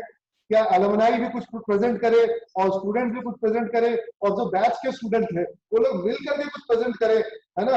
कुछ इस तरह का नाटक, कुछ इस तरह की चीजें हम लोग कर सकते हैं। कोई कुछ इस तरह का वीडियो शूट आउट कर ले, उसको एडिट करके बना ले और फिर उसको हम उसको स्क्रीन शेयरिंग करके दिखाएंगे। क्या ये आइडिया भी आप लोग को अच्छा लग रहा है? क्या हम लोग इस तरह कुछ कर सकते हैं? क्या जोश के साथ तैयारी सब लोग करेंगे सारे बच्चे? मैं जानना चाहता हूं, देखना चाहता हूं जो हमारे बीबीए के छात्र हैं वो क्या बता रहे हैं। लड़कियां जो हैं वो कितनी उत्साहित हैं, क्या वो कोई ऐसा चीज में जुटना चाहेंगी, कोई प्रोग्राम करना चाहेंगी? क्या बात है भाई, बहुत लोगों को मैं देख रहा हूँ। चलिए, तो ये इसको भी हम लोग करने के लिए हम इसकी एक तैयारी करें, क्योंकि ये एक अपने आप में मैसेज होगा कि लॉकडाउन में भी रह करके हम लोग हार मान के नहीं बैठ रहे हैं और हमारा इंस्टीट्यूट में न केवल क्लास हो रही है, एग्जाम हो गई, आप सबने एग्जाम दिया ना, एग्जाम भी हुआ, इंटरनल एग्जाम हुआ, असेसमेंट हुआ। अब आपका पीपीटी कंपटीशन जो अभी नहीं हुआ है उसकी मैं घोषणा कर दूं, आपके पीपीटी कंपटीशन भी होंगे जिसमें कि आपको पीपीटी प्रेजेंट करना है। और ये खास तौर पे जो करंट स्टूडेंट्स हैं उनके लिए घोषणा कर रहा हूं। मैंने कहा ना आज कई सारी घोषणाएं मैं करूंगा, तो वेबिनार्स की घोषणा मैंने की और पीपीटी कंपटीशन आप लोगों का होगा जिसमें कि बैच वाइज कंपटीशन होगा। मैं कोशिश करूंगा कि ज्यादा से ज्यादा पीपीटी को देखूं, आपके पीपीटी कंपटीशन को, आप पीपीटी को प्रेजेंट करेंगे और पूरा का पूरा ग्रुप प्रेजेंट करेगा, आप मिल करके पीपीटी बनाओ और उसको प्रेजेंट करो, है ना। और खास तौर पर जो बीसीए हमारे फाइनल ईयर के स्टूडेंट्स हैं उनका सबसे पहले अभी कंपटीशन होगा पीपीटी का, क्योंकि जो वो प्रोजेक्ट बना रहे हैं उनको उनका प्रोजेक्ट को प्रेजेंट करना है। लॉकडाउन में भी आपका प्रोजेक्ट बनना चाहिए, ठीक है। तो आप लोग अपना पीपीटी कंपटीशन को, आपके पीपीटी को प्रेजेंट करेंगे और इसको आप लोग सब लोग तैयारी करेंगे। तो आपके बीच डेट अनाउंस होगा पीपीटी कंपटीशन का, मैनेजमेंट में भी होगा और आईटी में भी होगा पीपीटी कंपटीशन, समझ रहे बात को। और ये पीपीटी मुकाबला जो होगा इसको ग्रुप कंपटीशन होगा, जिसको भी हम लोग अनाउंस कर रहा हूं मैं आपके बीच अनाउंस कर रहा हूं आज कल्चरल प्रोग्राम का, सिंगिंग कंपटीशन का, जो कि आपके बीच में किया जाएगा। और वेबिनार मैंने बता दिया, और कुछ नाम ऐसे हैं जो बहुत बड़े नाम हैं जिनको आप बहुत इंजॉय करोगे, बहुत सुनना चाहोगे, लेकिन उनका अभी फाइनल कंफर्मेशन मेरे को नहीं मिला है। और जब तक फाइनल कंफर्मेशन नहीं मिल जाता है, बहुत बड़े नाम, उनको आपने बहुत दफे, बहुत सारे टेलीविजन तो छोड़िए, उनको आपने बहुत बड़ी बड़ी पिक्चरों में देखा है, बहुत लीड रोल में देखा है, उनसे भी बातें हुई है, मैंने भी किया है और मेघा मैम ने भी किया है। तो वो लोग भी तैयार हैं, कुछ लोगों ने सहमति दे दी है, लेकिन उन लोगों ने अभी अपना डेट और टाइम कंफर्म नहीं किया है। तो उनमें से कुछ जो है वो बिहार के भी हैं, इतना हिंट दे सकता हूँ, ठीक है। और वो आज बहुत अच्छी अच्छी पिक्चरों में बहुत बड़ा बड़ा रोल कर रहे हैं।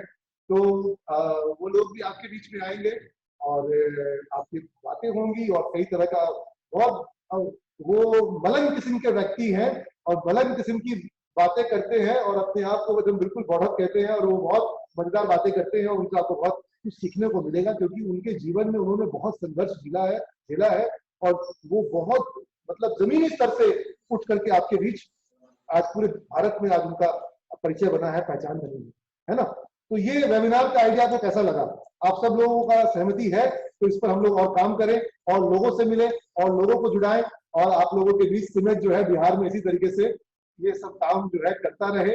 और घर पर डिस्चार्ज होकर के नहीं बैठना है, एकदम चार्जअप रहना है, एकदम मोटिवेटेड रहना है, एक्साइटेड रहना है। और हम जब चार्जअप होते हैं तो बहुत बड़ा बड़ा काम कर पाते हैं। और अब तो आत्मनिर्भर बनना है, आत्मनिर्भर भारत बनाना है और कुछ ऐसा करना है जिससे आने वाले दिनों में हमारा बिहार भी जो है वो आगे बढ़े, हम भी गर्व से सम्मान से जीवन जिए और भारत में सम्मान से हम कहें, गर्व से कहो कि हम बिहारी हैं, हमनी बिहारी बा, हमरा एकरा पे गर्व बा।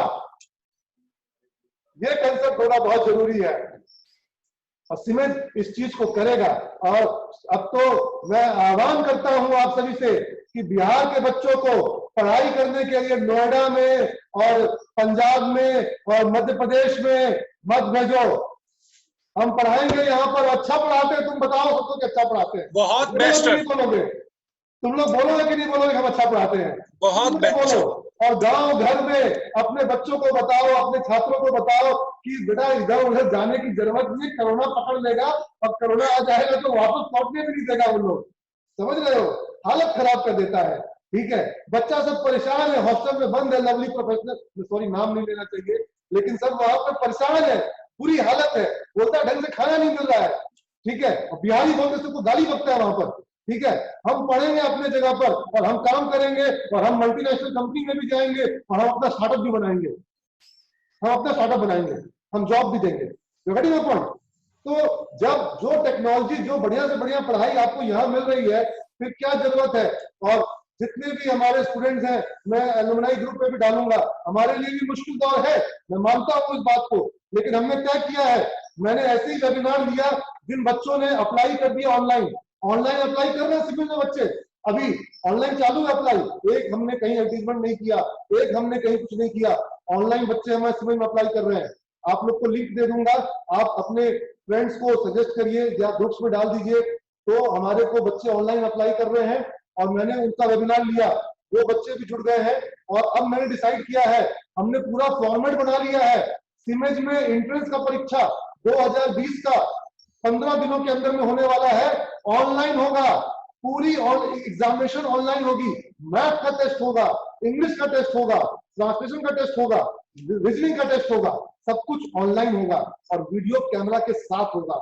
मैं लगातार देखूंगा हर एक बच्चे को जो घर से टेस्ट दे रहा होगा, कहीं कोई चोरी नहीं कर सकता है। और इस तरह का क्वेश्चन डिजाइन किया है कि गूगल बाबा बिल्कुल फेल हो जाएंगे, कहीं कोई गूगल काम नहीं आएगा, कोई गाइड काम नहीं आएगा, एक एक क्वेश्चन इस तरह का बनाया है जो कि कहीं कोई गूगल कुछ नहीं बता पाएगा, चाइना फेल हो जाएगा। ठीक है, तो बिल्कुल हम लोग ऑनलाइन एग्जाम लेंगे, एंट्रेंस टेस्ट ऑनलाइन हो रहा है इस साल का 2020 का, उसमें भी आप लोग भी सब कुछ जुड़िएगा, आप लोग को भी मैं जोड़ना चाहूंगा उस प्रकल्प में।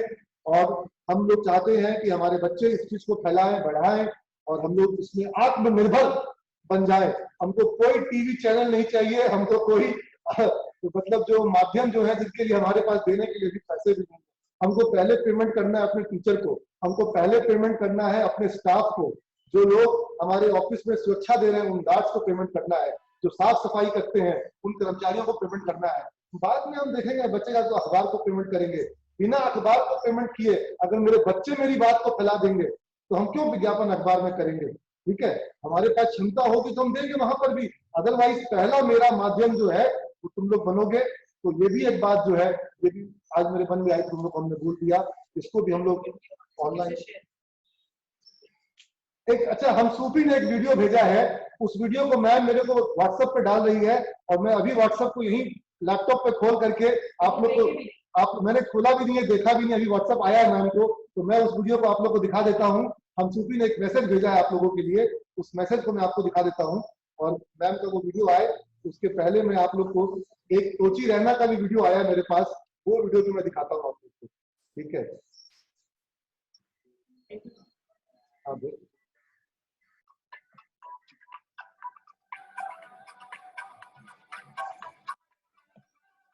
19 तारीख याद रखना।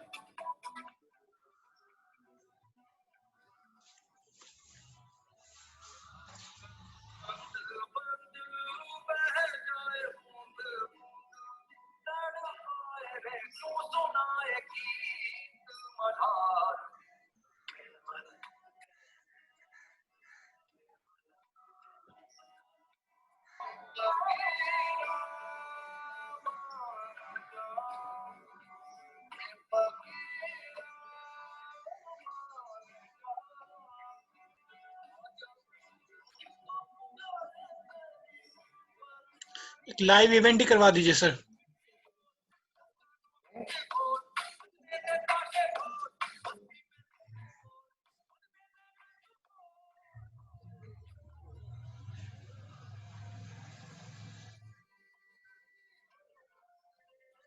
सारे टोची रैना के गाने हैं।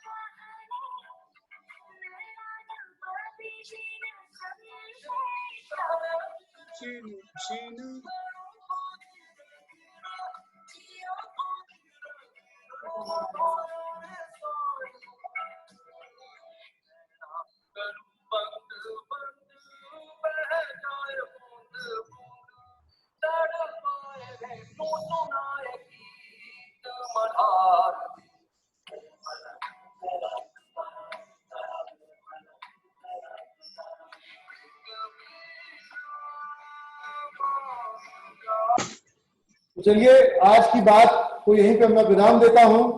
और अगर आप में से कोई जो एलुमनाइज हैं वो सब लोग के लिए भी ये सारी सुविधाएं रहेंगी और ये सारे जो वेबिनार्स होंगे इनके लिंक एलुमनाइज में भी डाले जाएंगे। और मैं कहता हूं जैसे हनुमान जी को और जो वानर सेना थी उसको उसकी ताकत का एहसास नहीं था और जामवन जी ने उनको उसकी ताकत का एहसास कराया था और उन्होंने समुद्र पर सेतु बना दिया और जाके लंका में आग लगा दी। तो आज वैसे ही मैंने कुछ एलुमनाइज को जुड़ा था और मैंने उनको कहा कि ये एलुमनाई ग्रुप है, इस ग्रुप में आप मेंबर्स को कुछ ऐड करो। आज एक दिन में ही वो ग्रुप पूरा भर गया। तो अब हम लोग डिसाइड ये कर रहे हैं कि एलुमनाइज के लिए अलग से हम लोग पूरे मल्टीपल ग्रुप्स बनाएंगे। ईयर वाइज या सिटी वाइज ग्रुप को हम लोग तैयार करेंगे कि शहर के हिसाब से या ईयर के हिसाब से हम लोग ग्रुप्स को तैयार करेंगे। और क्योंकि अब नए लोगों को जुड़ना है और वो ग्रुप भर चुका है तो वो भी किया जाएगा। और आप सबको फिर से मैंने सोचा था कि ज्यादा जवाब दूंगा आपके सवालों का, लेकिन पता नहीं मैं कितने जवाब दे पाया। बहुत सारे सवाल में पढ़ भी नहीं पाया, वो उसमें स्क्रॉल कर गए। लेकिन कम से कम कुछ बातें हुई, आप लोग के चेहरे को देखा।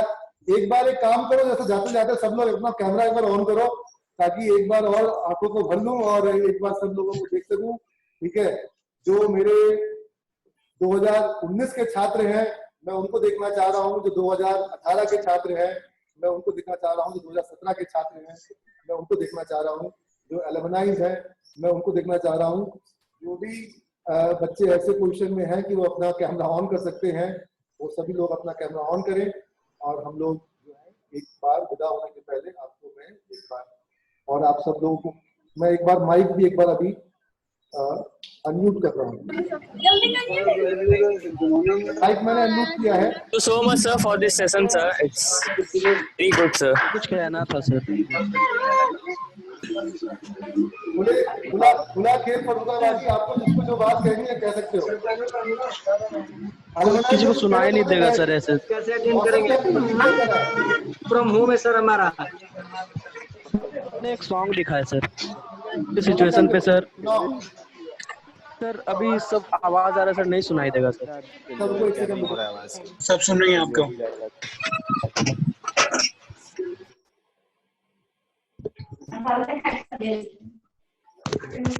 सबसे पहले sir good afternoon sir. Good afternoon ma'am. Sir मैं BCA बैच सर मेरा नाम प्रतीक सिंह है, मैं BCA बैच 1 से हूँ। और अभी जैसा कि सर सर मेरी आवाज आ रही है? आ रही है। जैसा कि सर अभी राजीव रंजन भैया ने कहा कि हम लोग को मतलब जैसा कि केले के पत्ते के रिसोर्स वाला था सर, तो मैंने उससे अभी इस सारे सिचुएशन को ध्यान में रखते हुए सर अभी एक सॉन्ग लिखा था सर। सर इसको पोएम भी कह सकते हैं जनरल। बेसिकली सर मैं रैप वगैरह लिखता हूँ, तो मैंने सर ये लिखा। और सर और जैसा कि अभी लास्ट में आपने सर कहा कि तुम सभी बानर सेना जैसे हो और जामवंत जैसे हम बता तुम लोग को शक्तियों का भान कराएंगे सर एक्सेट्रा। सर ये मैंने लिखा था, इसमें इस लाइन इंक्लूड है सर। चीज चीज लाखों इर्द गिर्द तेरे देखते पहचान जाएगा, रिफ्यूज का रियूज जब दिमाग में तेरे आएगा, तू बनेगा राम हनुमान तू ही बन जाएगा, विश्वास कर सिमझ पे तेरा जामवंत ये बन जाएगा। जिंदगी के जंग में तुझे शक्तियों का भान करवाएगा, छोटी छोटी कोशिशों से तू बुलंदिए छू जाएगा। जो चिड़िया सोने की कहलाता था वो बाघ सोने का बन जाएगा, भारत एक दिन फिर से पूरे दुनिया का गुरु कहलाएगा। सर ये मैंने अभी लिखा था। बहुत बढ़िया, बहुत बढ़िया। और जयंत बाबू का हाल बा? ठीक बा? झारखंड में सब निमन बा?